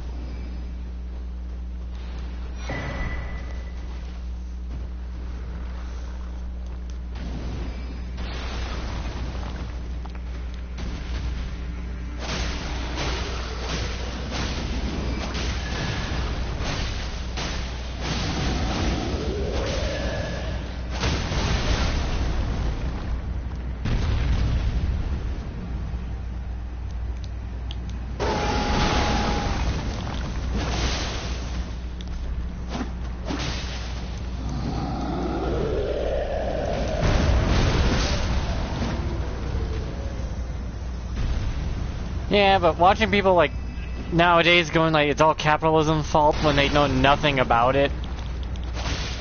It's like, and then they're participating in something they say is bad. It's like this is all capitalism's fault. Why they're sucking on $18 cups of coffee and using capitalism, which I find a little funny.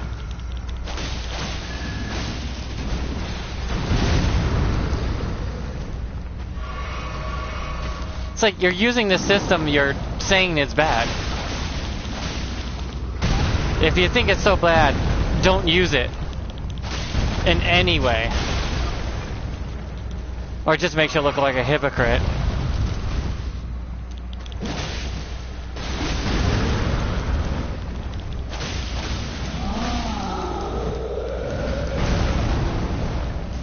I mean, I don't like communism or socialism, but I don't use them. And I never will. Plus, I paid attention in history class, and that system has been very bad for everybody. But hey, I'm open-minded, and if you can think of a better system, why don't you try implementing it and see what happens? But hey, I'm always open up to better and bigger things. Hence how America was founded upon a mix. What people don't realize is America is technically the most mixed everything country that exists. Not only is it mixed of cultures, a mix of ideas, and a mix of everything that under the sun. It's a mix of also systems. How it governs itself is all mixed and jumbled up from a bunch of other systems that failed. Hell, people don't even realize in American history, America's not actually a full democracy. Not even close. We're actually a constitutional republic with some democracy. I think only 5% of America's whole system is democratic, where 90% of it is a constitutional republic, and the last percentage of it is that of the people's choices they make. So it's this weird mixed bag of a little bit of everything. I don't believe healthcare can ever be free, because you got to be able to some way to pay off the cost of that. I mean, nothing in this world is free, so neither would healthcare. It's a sad truth. I know this all too well myself. If you're going for free healthcare, you have no say in your quality of healthcare. And that means taxpayers have to pay money for that. And I understand that's what my healthcare is, because America does have a version of free healthcare, which is what I use. It does exist, but it's very restrictive. They give me a list of doctors, and I get to pick one, and if I don't like them, well, too bad.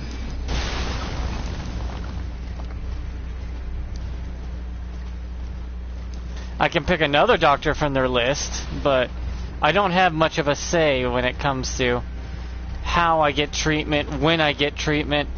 I mean, it took over I think it took 2 years to get my gallbladder removed. I give up my ability to have a say in my healthcare for free healthcare. The government has control of that.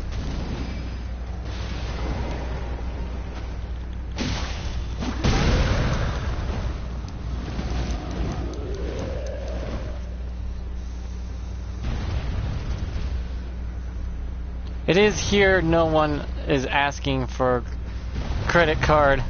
Yeah, tell me about it. It's so wonky right now, it's not gonna work. It's gonna collapse in on itself.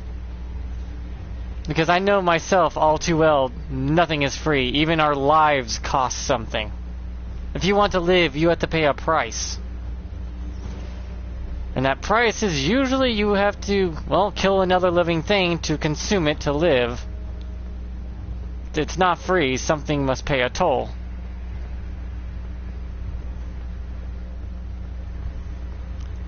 I think people forgot some basic realities of our world and thinks everything's this little fantasy world that we live in. That everything's peachy keen and everything's just given to you, when that's not true. I learned before the age of 5 that my own life was not a reinsurance. It's lasted 70 years. Nothing lasts forever. Even that's going to have issues and eventually crumble upon itself.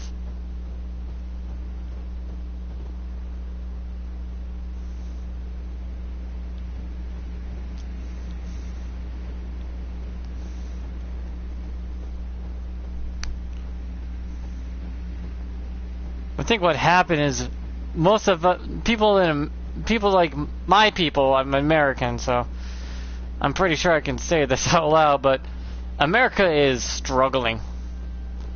Everyone in America is so into this whole hoity-toity, everything's going to be sunshine and rainbows and everything can be free, when the reality is no, it can't. And it never was to begin with. Someone has to put in the effort, time, and sacrifice to get that stuff that you need to live to you, or to even make it. Life is not a guarantee, and even life is not free.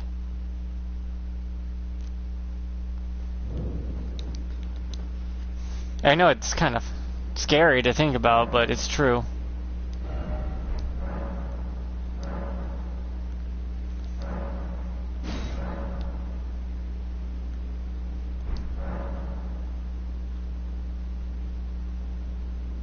I don't like how they only give you 14 flasks instead of making it a nice rounded number like 15.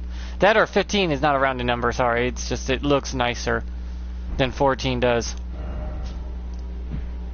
This is why I don't take the golden seed as a keepsake at the beginning, is because of this reason. You will hit max flasks well before you even for anything else. I would just recommend anything else that's more of a consumable.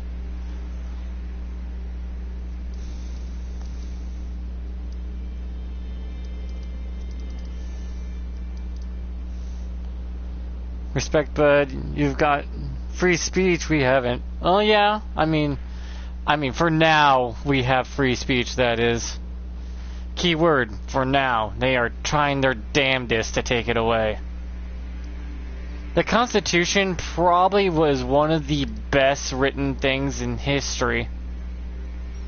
As a way of humanity realizing these things should be absolute and should never be taken by anyone else. Almost like the Ten Commandments, but more individualized for a single person.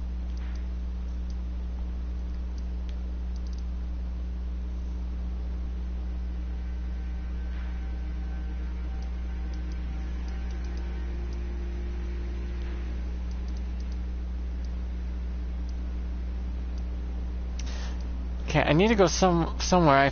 I'm forgetting what. Oh, I need to finish that tower up here. If I can remember how to actually do it. Because I found out I was born in 1986, right? I'm disabled. I'm the only living person on this planet with this disability, or at least this extent of disability. And the fact I even exist has saved billions of lives. But only in America would I have been able to be saved. No other country even had to come close to the technology or specification specialty into saving my life. And I looked as I got older. I looked into if I could have been born somewhere else, would I have survived? Nope. Only in America would I have been able to manage. Maybe Japan. Nowhere else would I have managed it. Because I was born in 1986. Advancements were pretty low, other than America was booming between the 70s, 80s, and 90s. We were skyrocketing with advancements. And that's why I was able to live, only because of that.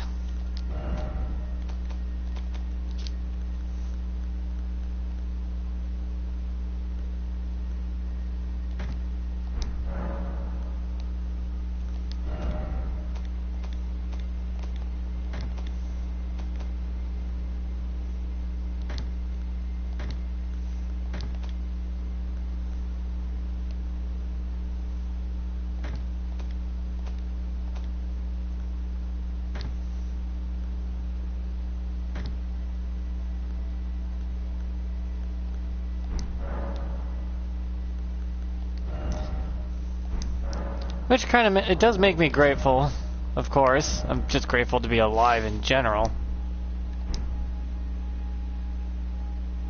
Oh, that looks good on it, too. Let's give it a whirl. I think for the fact I grew up very humbled as a kid, growing up poor, knowing that I shouldn't even be alive right now, has given me a viewpoint of the world that most may not have.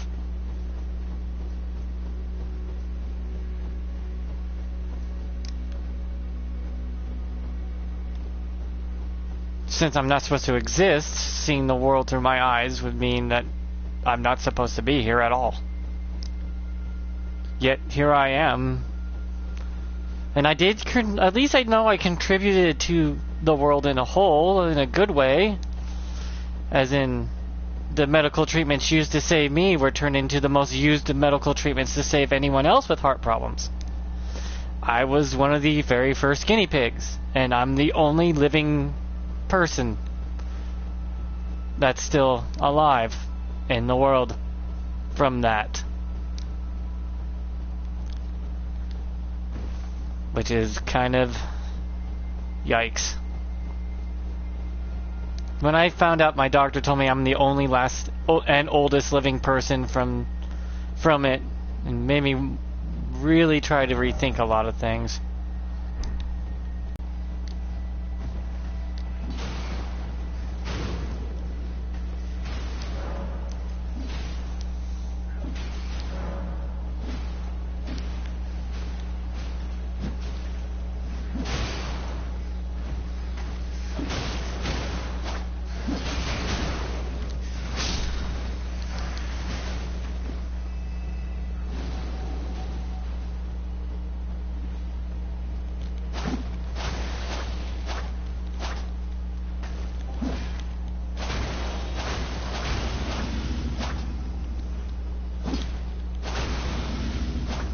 It also makes me very grateful for what I've gotten in my life. I mean, if I was normal, if everything was the way it was, I wouldn't be here right now.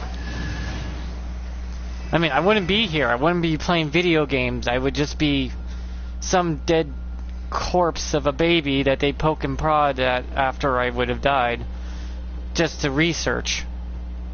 Because they even asked my mother if they can keep the corpse if I didn't make it. I know for some they might think this sounds bad or not, but no. This is just actual facts about my life.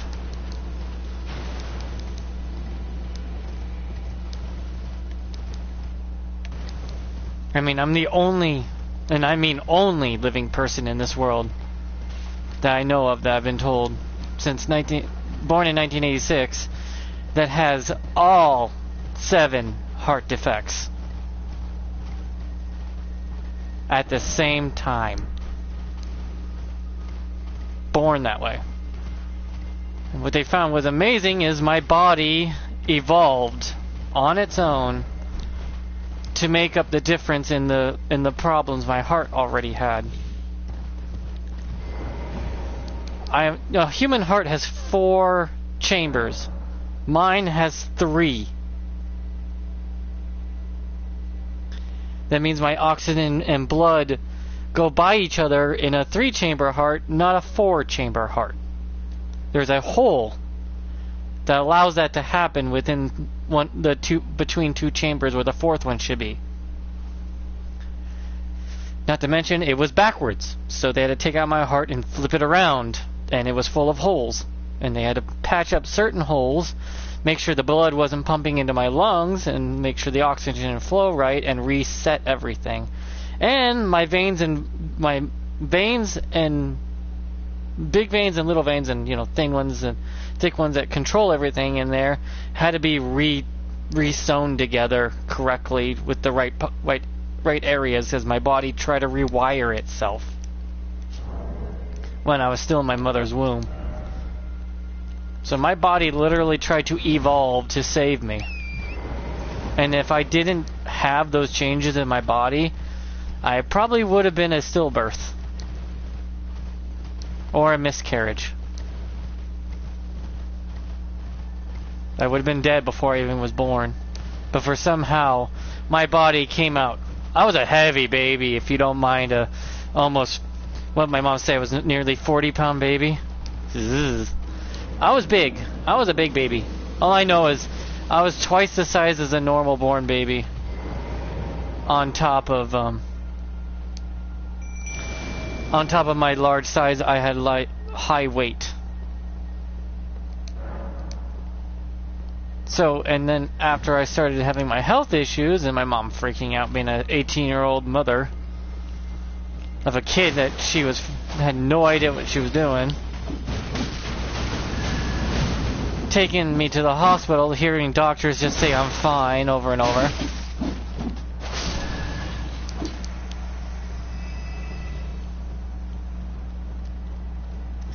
My mom wanted to strangle the doctor.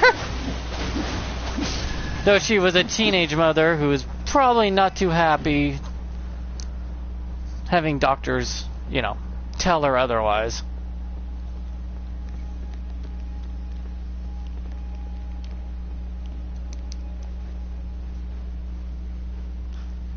And my mom was a nurse. She figured out very quickly something was wrong with her baby. And not until I actually died, for the second time I died, right in front of the doctor, and the doctors are like, oh, I guess he is not doing well. My mom looked at him, apparently gave him a look that can kill. Because, a new mother going like, really?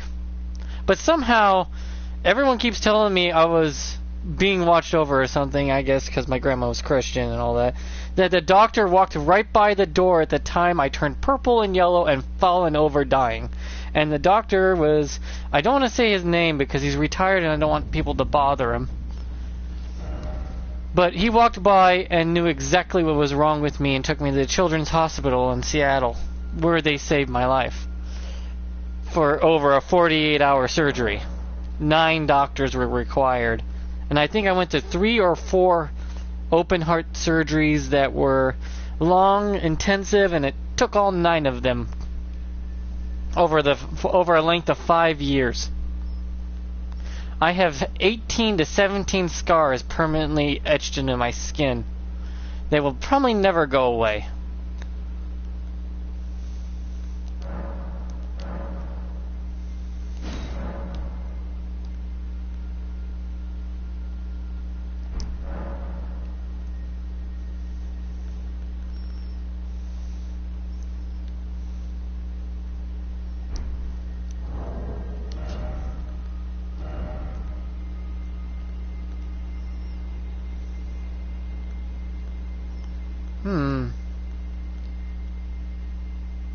Do I really only need the 0.2 and the 0.6 for just for a buff to all that? Yeah, it is slightly only 0.2 lighter.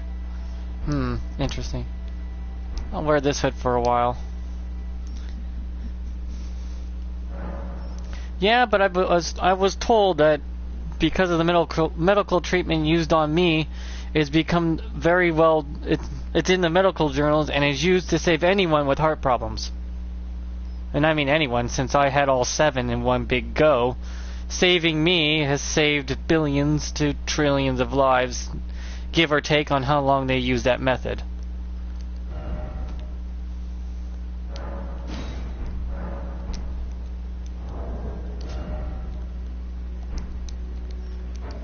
I do feel kind of good and happy that I helped in some way, though my body will never function properly, so I never can contribute in the way of working or being normal. And I know this all too well. It's not going to happen. I don't need to live in a fantasy world in my own head to believe I'm this great thing. I'm not. I'm just a person who didn't want to die and was lucky enough to have people that were smart enough to save me. At a very convenient time to boot. I don't know if that is my pure luck, because in real life I am very, very lucky. I can even grab a scratch ticket and usually win 90% of the time. I just have really good luck in life.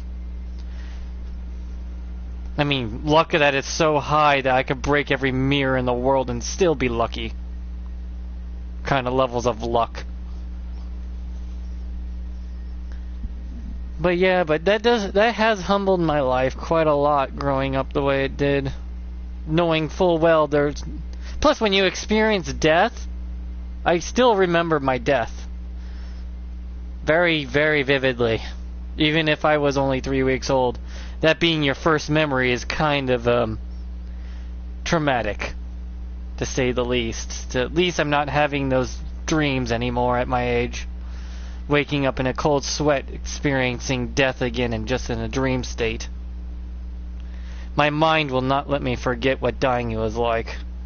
It just gets less and less strenuous as you get older, and you kind of lose the ability to fear things, knowing what after, or at least knowing what it's like. What is there to be scared of when you know how it's all gonna end? Kind of sucks the fear out of life. Also, why I'm very indifferent to death itself. If I see something die, I don't really show any emotion to it. Some people think I'm heartless for it, but it's just...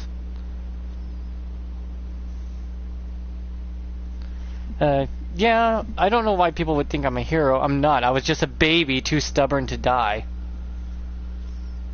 Who wanted to live. And I just got lucky. And it just so happens that my luck did bring some medical advancements into the world. But it wasn't just me. I was just the body for it. It was the 9 doctors and everyone who helped keep me alive that had to come up with the way to do it. In general. I still have my original heart inside of me. I was even taken off the heart transplant list. Because they said my heart was more than capable. On its own, I didn't need a transplant. Yeah, granted, I do have a pacemaker. But that's only for pacing. It does not do anything else. It doesn't defib or nothing. It shocks my heart once every 2 hours or so. That's it. Though, if it stops working, I'll be just fine. Just more tired and lethargic.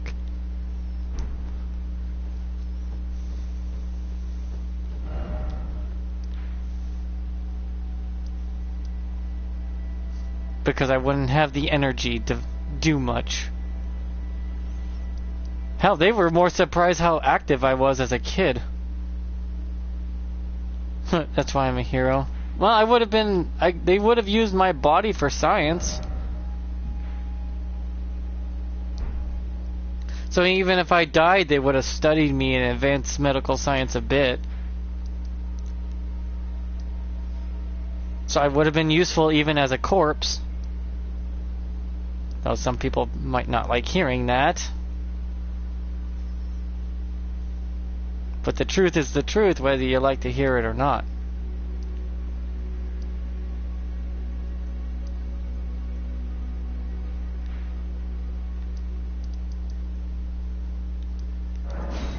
God knows how my mom felt. Me being her first kid, and I came out a fucking mess. I think my mom was only like 17 or 18. She was so young to having a kid, but back then that's how things worked.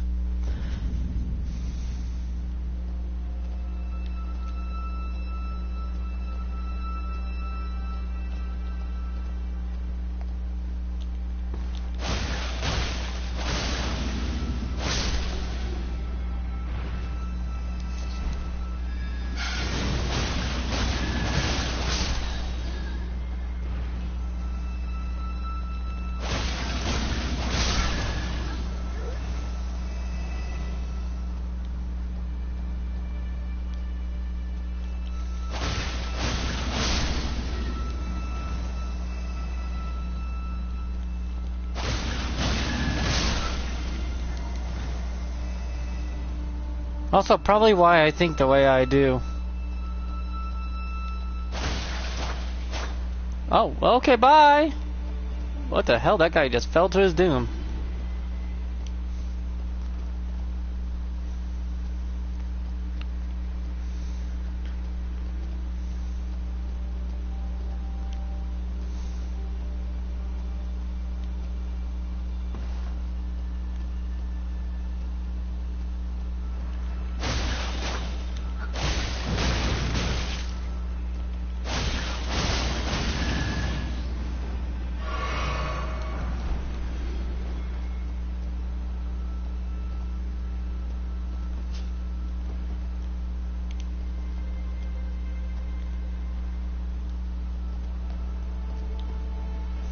Of course, that's mostly that's all I got about myself, though. My life has been pretty good, even though I grew up poor in the 90s.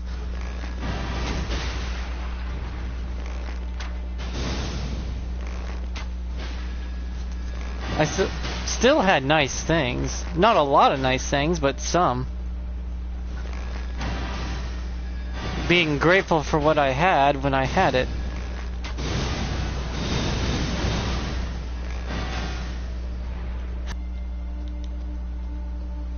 Cold, calculated.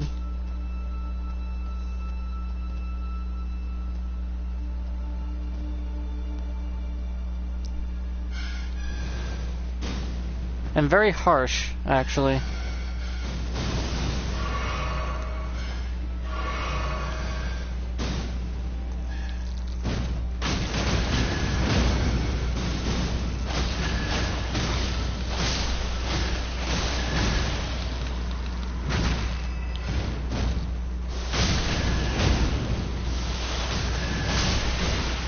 He threw me off the freaking tree!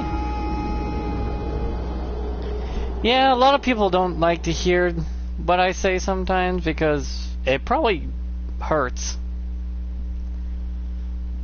We always want to see the good in the world, not realizing underneath the surface it's far, far darker than the little bit of light we live in.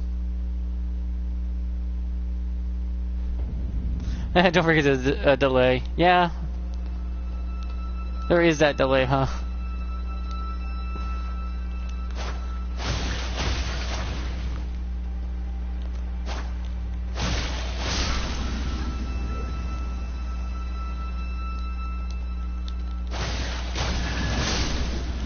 So, I just try to enjoy as much of life as I can while I can.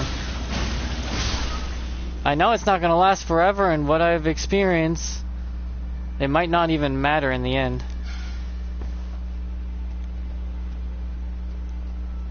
So I'm just going to enjoy what I can.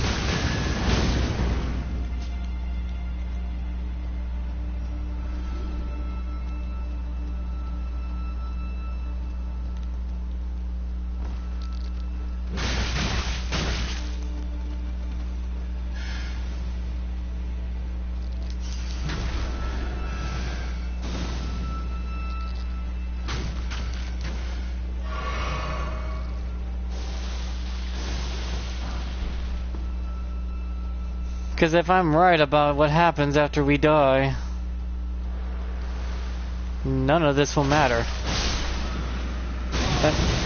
As long as I enjoyed it.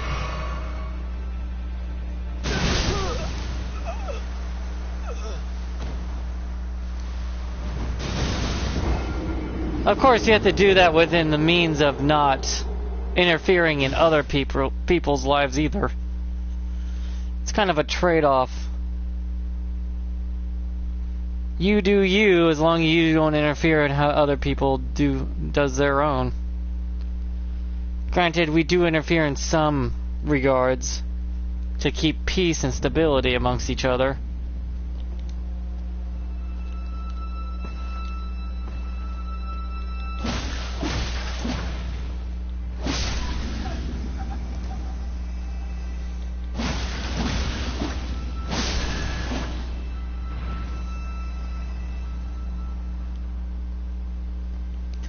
I won't ever be making millions.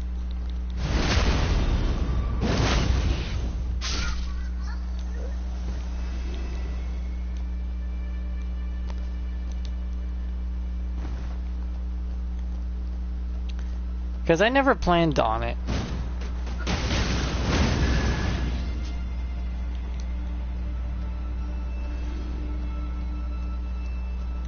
I just do YouTube for fun because it reminds me of good times in my life. And that's it.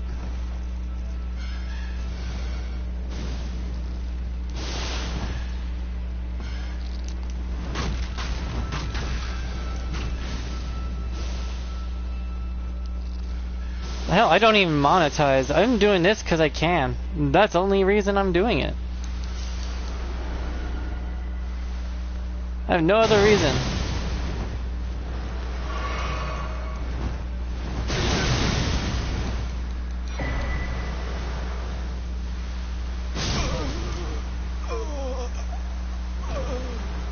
I literally do it for no other reason. This is just fun for me, and that's all.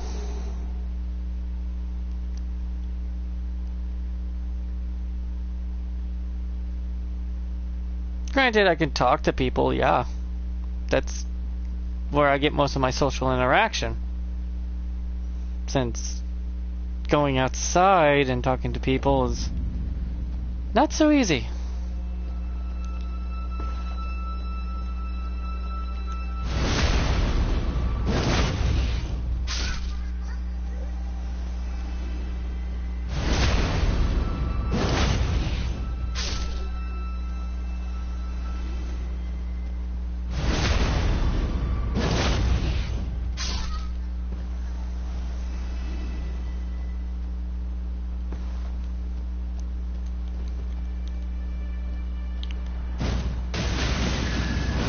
No, my ruins!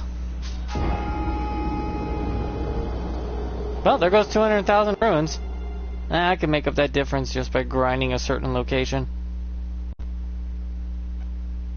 Tongue-in-cheek.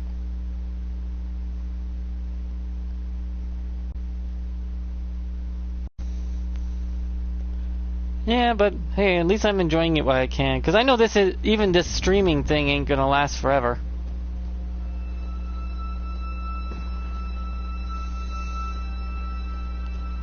Because I know the streaming stuff is gonna eventually not be possible for me.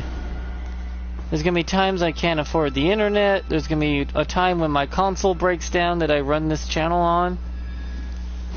And I have no other method of doing it.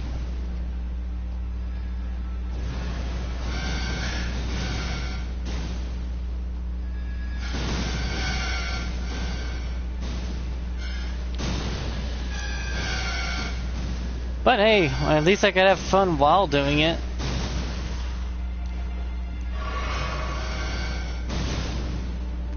Well, until I can't. And then I'll just go back to doing whatever I was doing before.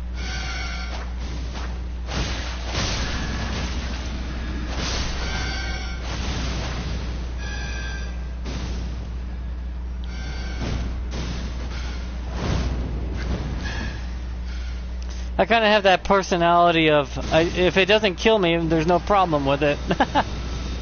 It's like, is it going to kill me? No, I'm good. It is what it is, and enjoy it while you can.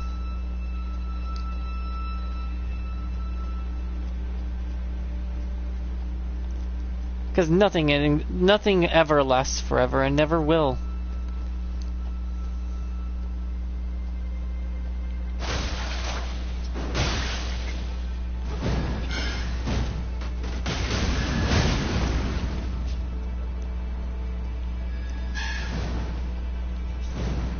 Even gods eventually die.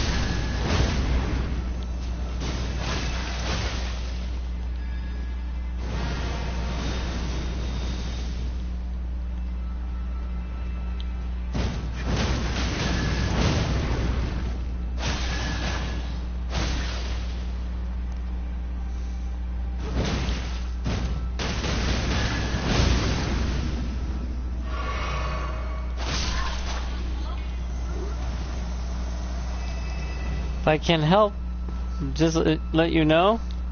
That's fine.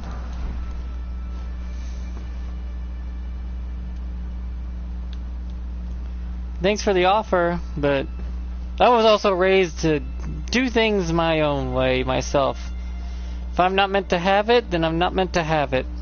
I shouldn't be asking others for their help in something I should be able to do myself.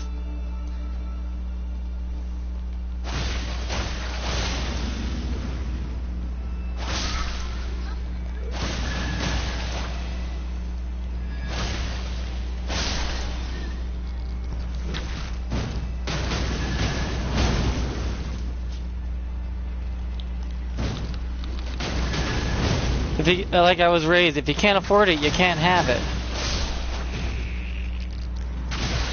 Granted, that is for like snack food and junk and video games and non-necessities. The food part, though, if you need food, you gotta better learn to grow it, sort of thing.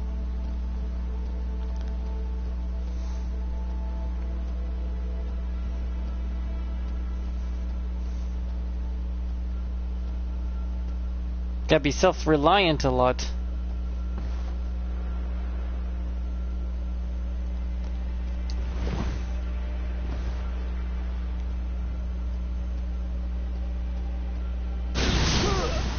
What is with that one guy over there? They buffed that bubble thing way too much.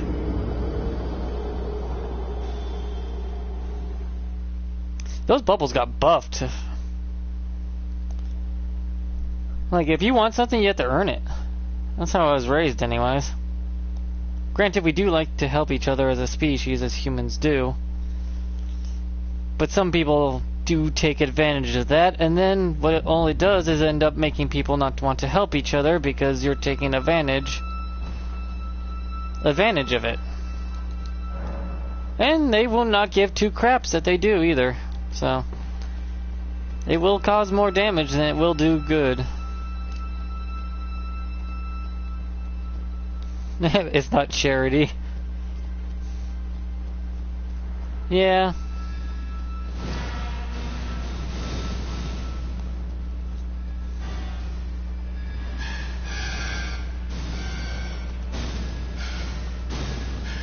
I believe you when you say it's not charity.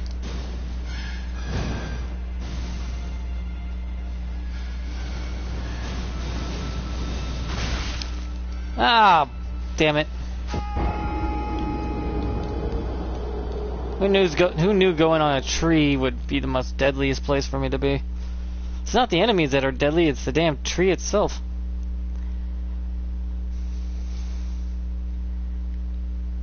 Though I already feel like I've gotten enough in life to be more than thankful, because I'll never be able to pay it off. Also, probably why I'm not into getting things given to me either. Kind of feel a little dirty when people give me stuff that I didn't earn.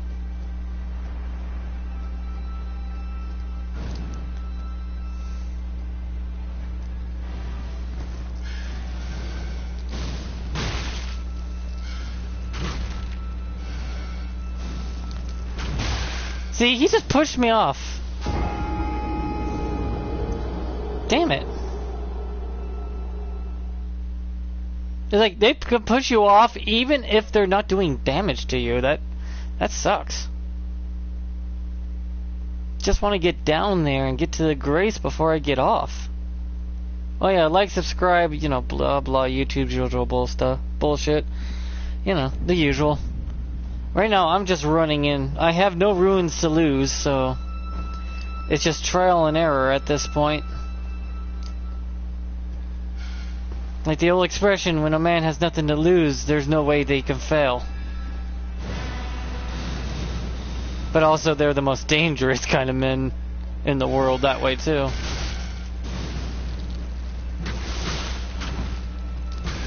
See, see, he just pushed me off. Did no damage, just pushed.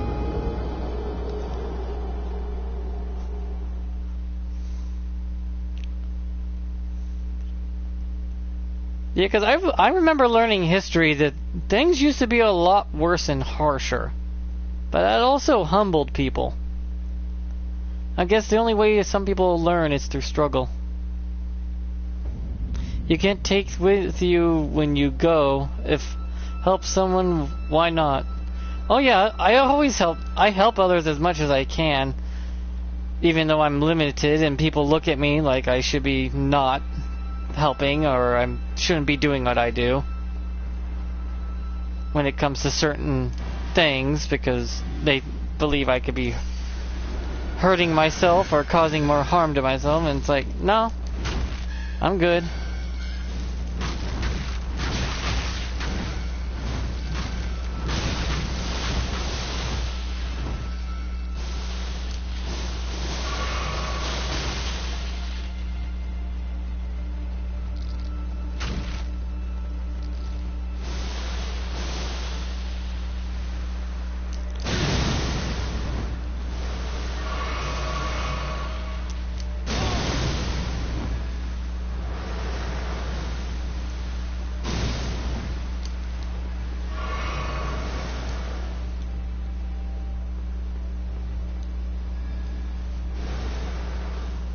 Yeah, because I've been told all my life, I can't. Kind of made me grow up. That does cause me to cough up blood and nearly pass out, but I was told I shouldn't do it, so I do it anyways.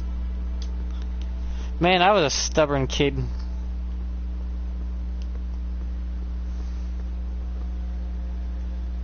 My God, was I stubborn as a child. More than I probably should have been. But the doctors were more impressed how I managed to push my body well beyond what they thought my limitations were.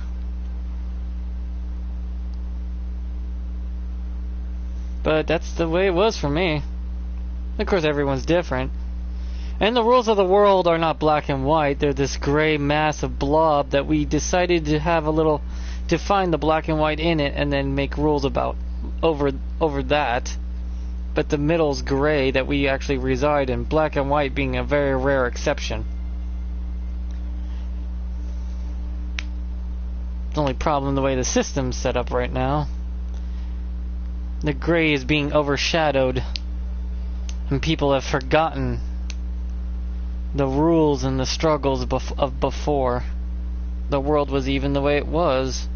It wasn't this cushy internet and fun times we're having now.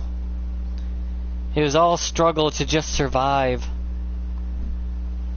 And that's all it was. You'll be lucky to get a book to read. You would spend all your days outside growing crops and tending to your animals because you would need to eat all that when winter came around. Or else you would die. The world used to be a lot harsher than it is now. And I think that's kind of caused more damage than anything. Maybe what's happening now is just the world trying to give the rest of humanity a reminder, especially us Americans, that it used to be worse. The suffering we're facing now is nothing in comparison with what it used to be. But also, we gotta learn from it that there might be something wrong, and we may need to actually have to fix it, while learning from it simultaneously. There's life lessons to be learned in everyday living. also from watching others live their lives. But a lot of people are too blind in watching themselves, and they don't pay attention to the rest of the world around them. And they just want to run their own view straight forward like a main character, and all they see is themselves. They believe they can save the world when the world doesn't need you to save it. The world will do what the world does. All you have to do is to try to keep it in balance. It's the whole point of humanity, is a balance. We are literally the scale. We are supposed to keep everything in balance and checks. If an invasive species grows out of control in a certain area of the world, destroying the ecosystem, it's up to humanity to go in there and rebalance it out by either hunting that invasive species and eating it.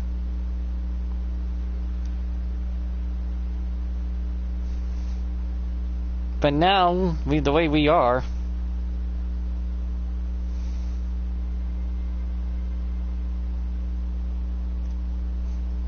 okay, Jackalour, no problem. I'm glad someone enjoys my streams. At least I hope someone at least learns from them. Because I know I don't sound too wise or anything, because most of my life has been sitting and watching the world and not really contributing much or being a part of it. But maybe that's why my ideas and perspectives are different, is because I was mostly observing, not interacting.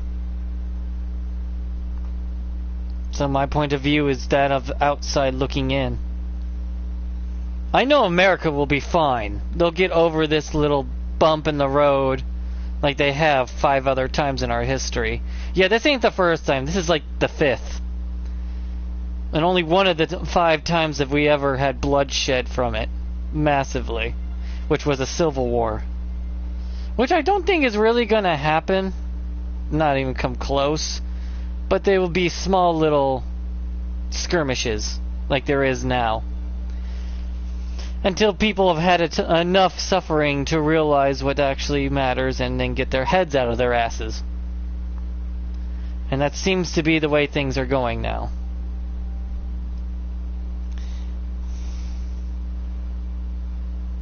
Everyone has something to contribute. The only thing is if people are going to pay attention and listen. Or even learn from it. The thing about everyone's screaming about global warming and climate change, and yet they have not learned at all from out entire human history since we were able to write it down and remember it in any shape or form, that the climate will always be changing and we have absolutely no effect. We either adapt or die to it, just like what happened to the dinosaurs. Though I think the meteor probably set off a bunch of volcanoes, changing the climate very rapidly. But the climate was changing nonetheless, and caused it to become very cold. There's nothing we can do about it, but adapt to it. You driving no cars, or using no electricity or fossil fuels, will change absolutely nothing. The climate's still going to change itself regardless. All you're doing is giving up nothing for nothing in return. No, that's not right. You're giving up everything for nothing in return. There's nothing we could do about it. It's out of our hands. We can try to make ourselves more comfortable as it changes and adapt and evolve to it, of course. But eventually that oil will run out, and we'll just find a new source of energy that someone will scream as if it's evil. Everyone thinks that solar and wind energy is good when it's actually more destructive than nuclear. And more destructive than fossil fuels. Though fossil fuels is needed to create solar and wind energy. Which means you're still using fossil fuels with your so-called green energy. Which is not actually green when you gotta use 80 gallons of goddamn oil to lubricate one fucking One goddamn windmill needs 80 gallons of oil to lubricate it, for God's sakes.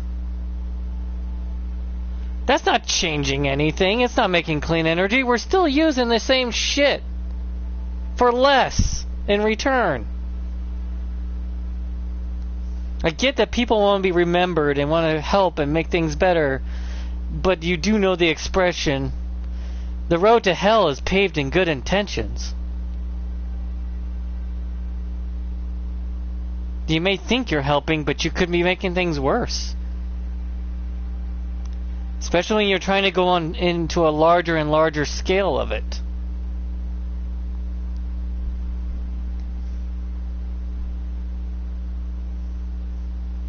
It might be true that we might be able to use solar panels on houses in particular areas of the world, where certain other areas in the world it will not work. Because it's either too cloudy. It's like putting a solar panel on a British house. That ain't gonna do much for fucking shit. You're gonna get enough power to turn on a light switch for 10 seconds before you've used up a year's worth of power that it saved. It all depends on where you live in the world. Certain energy sources might be better than others. It's like putting solar panels up in the North Pole that only sees sunlight once a month out of the whole year. They ain't gonna do shit. And the only way wind turbines would actually give you the most output is to literally build them tall enough to hit the air current in our stratosphere.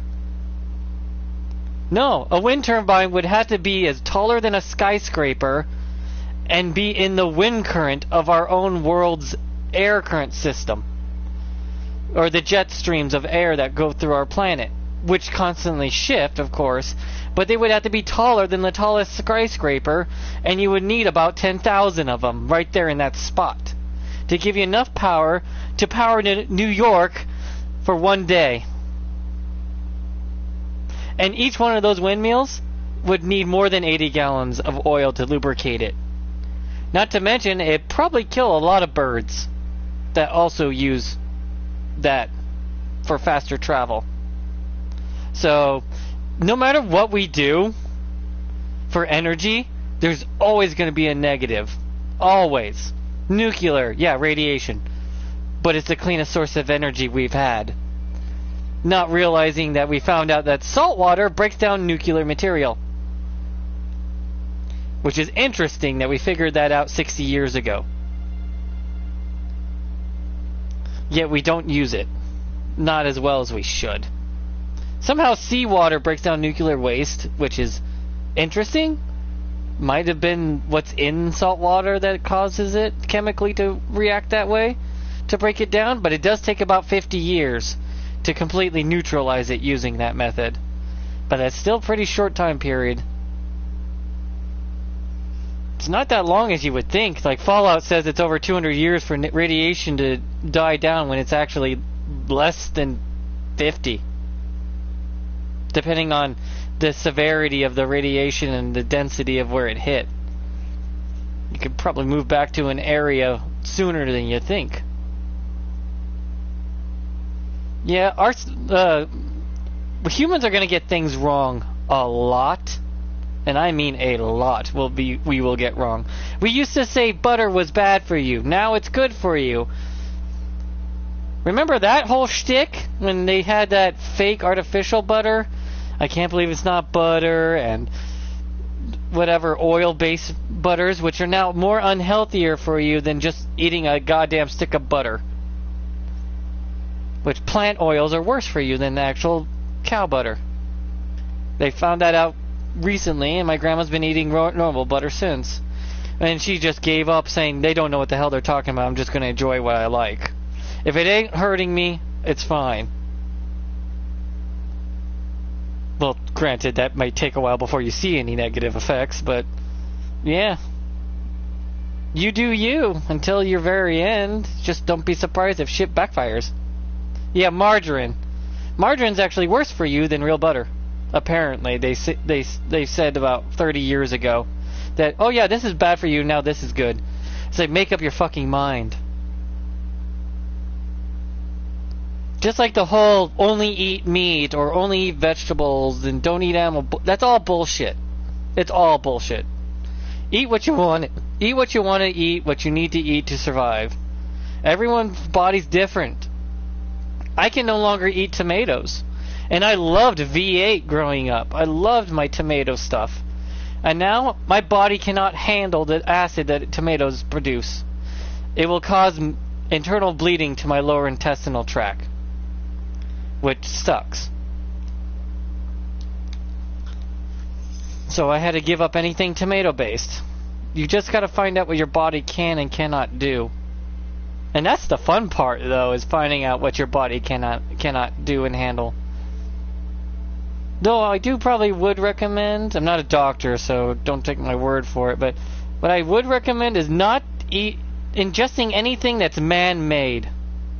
If it's natural from nature and we didn't, we didn't, alter it with our own chemicals, I say go for that. Try it out. I mean, if you're gonna smoke tobacco, I guess, and there's nothing added, just straight up the leaf, straight up tobacco leaf, dried up, and nothing else added, I think that probably would be healthier than an actual cigarette that has none of the nicotine or tar or anything. Just straight up dry leaf, like our ancestors used to smoke. But yet somehow those people over 400 years ago were just fine. But you smoke anything that humans put chemicals in? Oh dear Lord. Natural sugar is actually healthy for you. It's the man-made stuff that's what's causing the issues. If humans put chemicals in it that's not nature, already provided by nature, you may want to reconsider it. Because I eat natural sugar. It's 100% from the world, not altered. You grind it up, you turn it into a powder, add it to your foods, perfectly good. The sugars that you get from fruits, good. The sugars that humans crafted and created in a lab and then mass produce, not good for you. It's just weird how that worked out. Granted, we humans have created some good man-made creations, like medications. Some of them are pretty decent. Granted, they do have a laundry list of side effects, but I guess it's better than being dead. What the hell just died and I got ruins for it? Is bad. Too much bad is bad.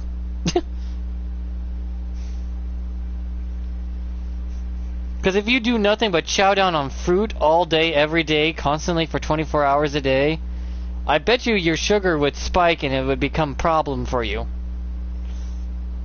And that's natural sugar too. You gotta keep a nice healthy balance in your life. But yeah, you can throw caution to the wind and have fun all you want. It's your life. I'm just trying to, give a heads up is all and give my opinion. Nothing more. But opinions are like buttholes. Everyone has one and it's all full of shit. So just enjoy your life while you have it. Just remember, you cannot have your life interfere in other people trying to enjoy their lives. At least that's how it's supposed to work, but that's not how it actually works. It's a sweet idea, but... well... reality's a bitch and she's swinging with a shovel. Right across your head. And laughing while doing it. What a pleasant thing that life is. And karma's in the background picking up a bat. And it's like, what the hell did I do? And they were like, oh, you should have learned about 20 years ago you made this mistake. Oh, now you're punishing me for that. Yep. Oh, goody. Tongue.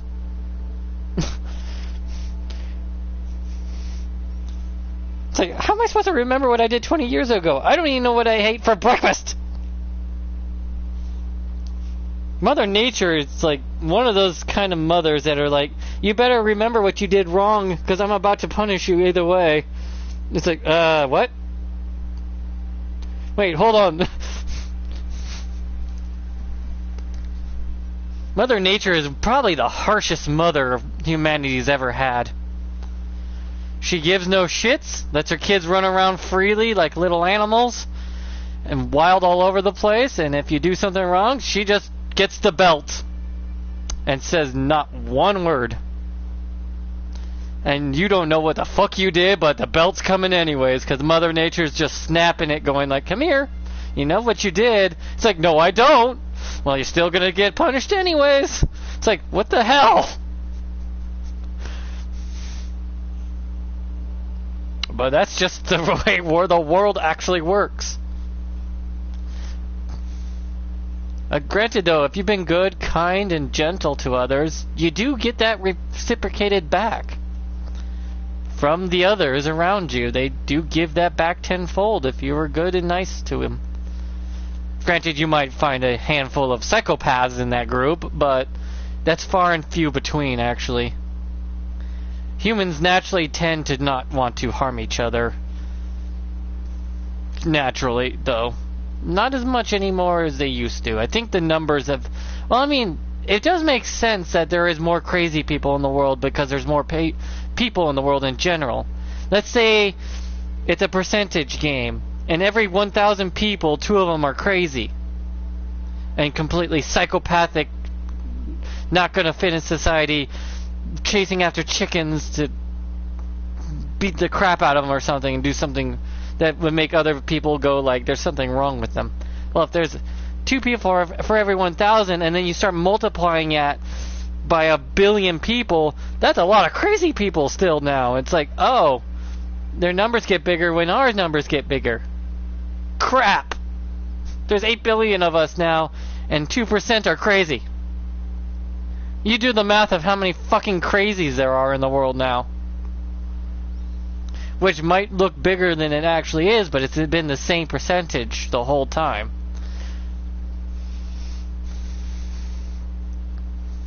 There's literally an expression for that, but I'm drawing a blank.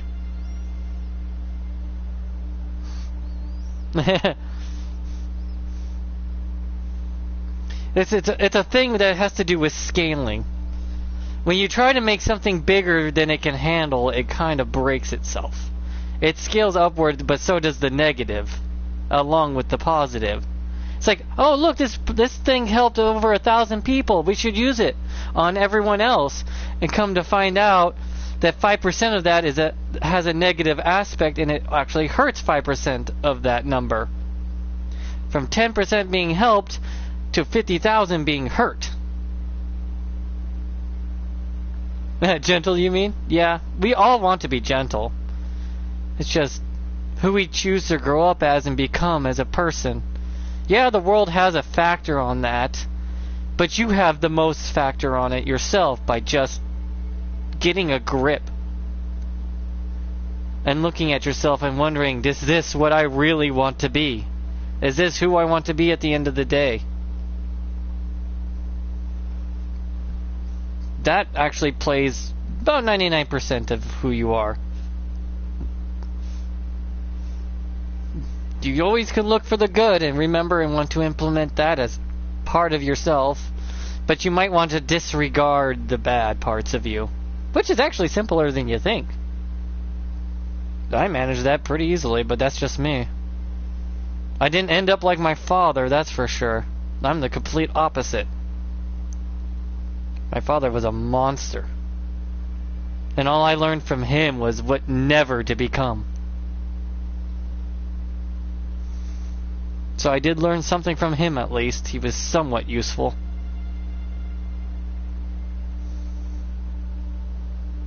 But it was up to me to learn that. And it was up to me to decide to never be like him.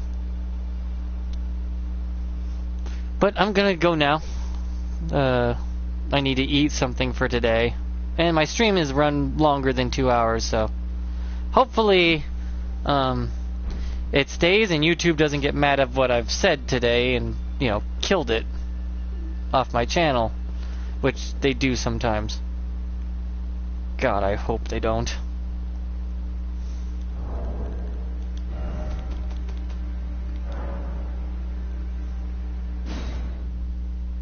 Sweet. Yeah, I do play video games daily, but yesterday I even took a break from gaming yesterday and just chilled out. I may be disabled, but I still don't play video games 24/7. I only do that when I'm bored, which Happens a lot. Thank God my grandma's not around. If I said I was bored, she would have chores for me to do.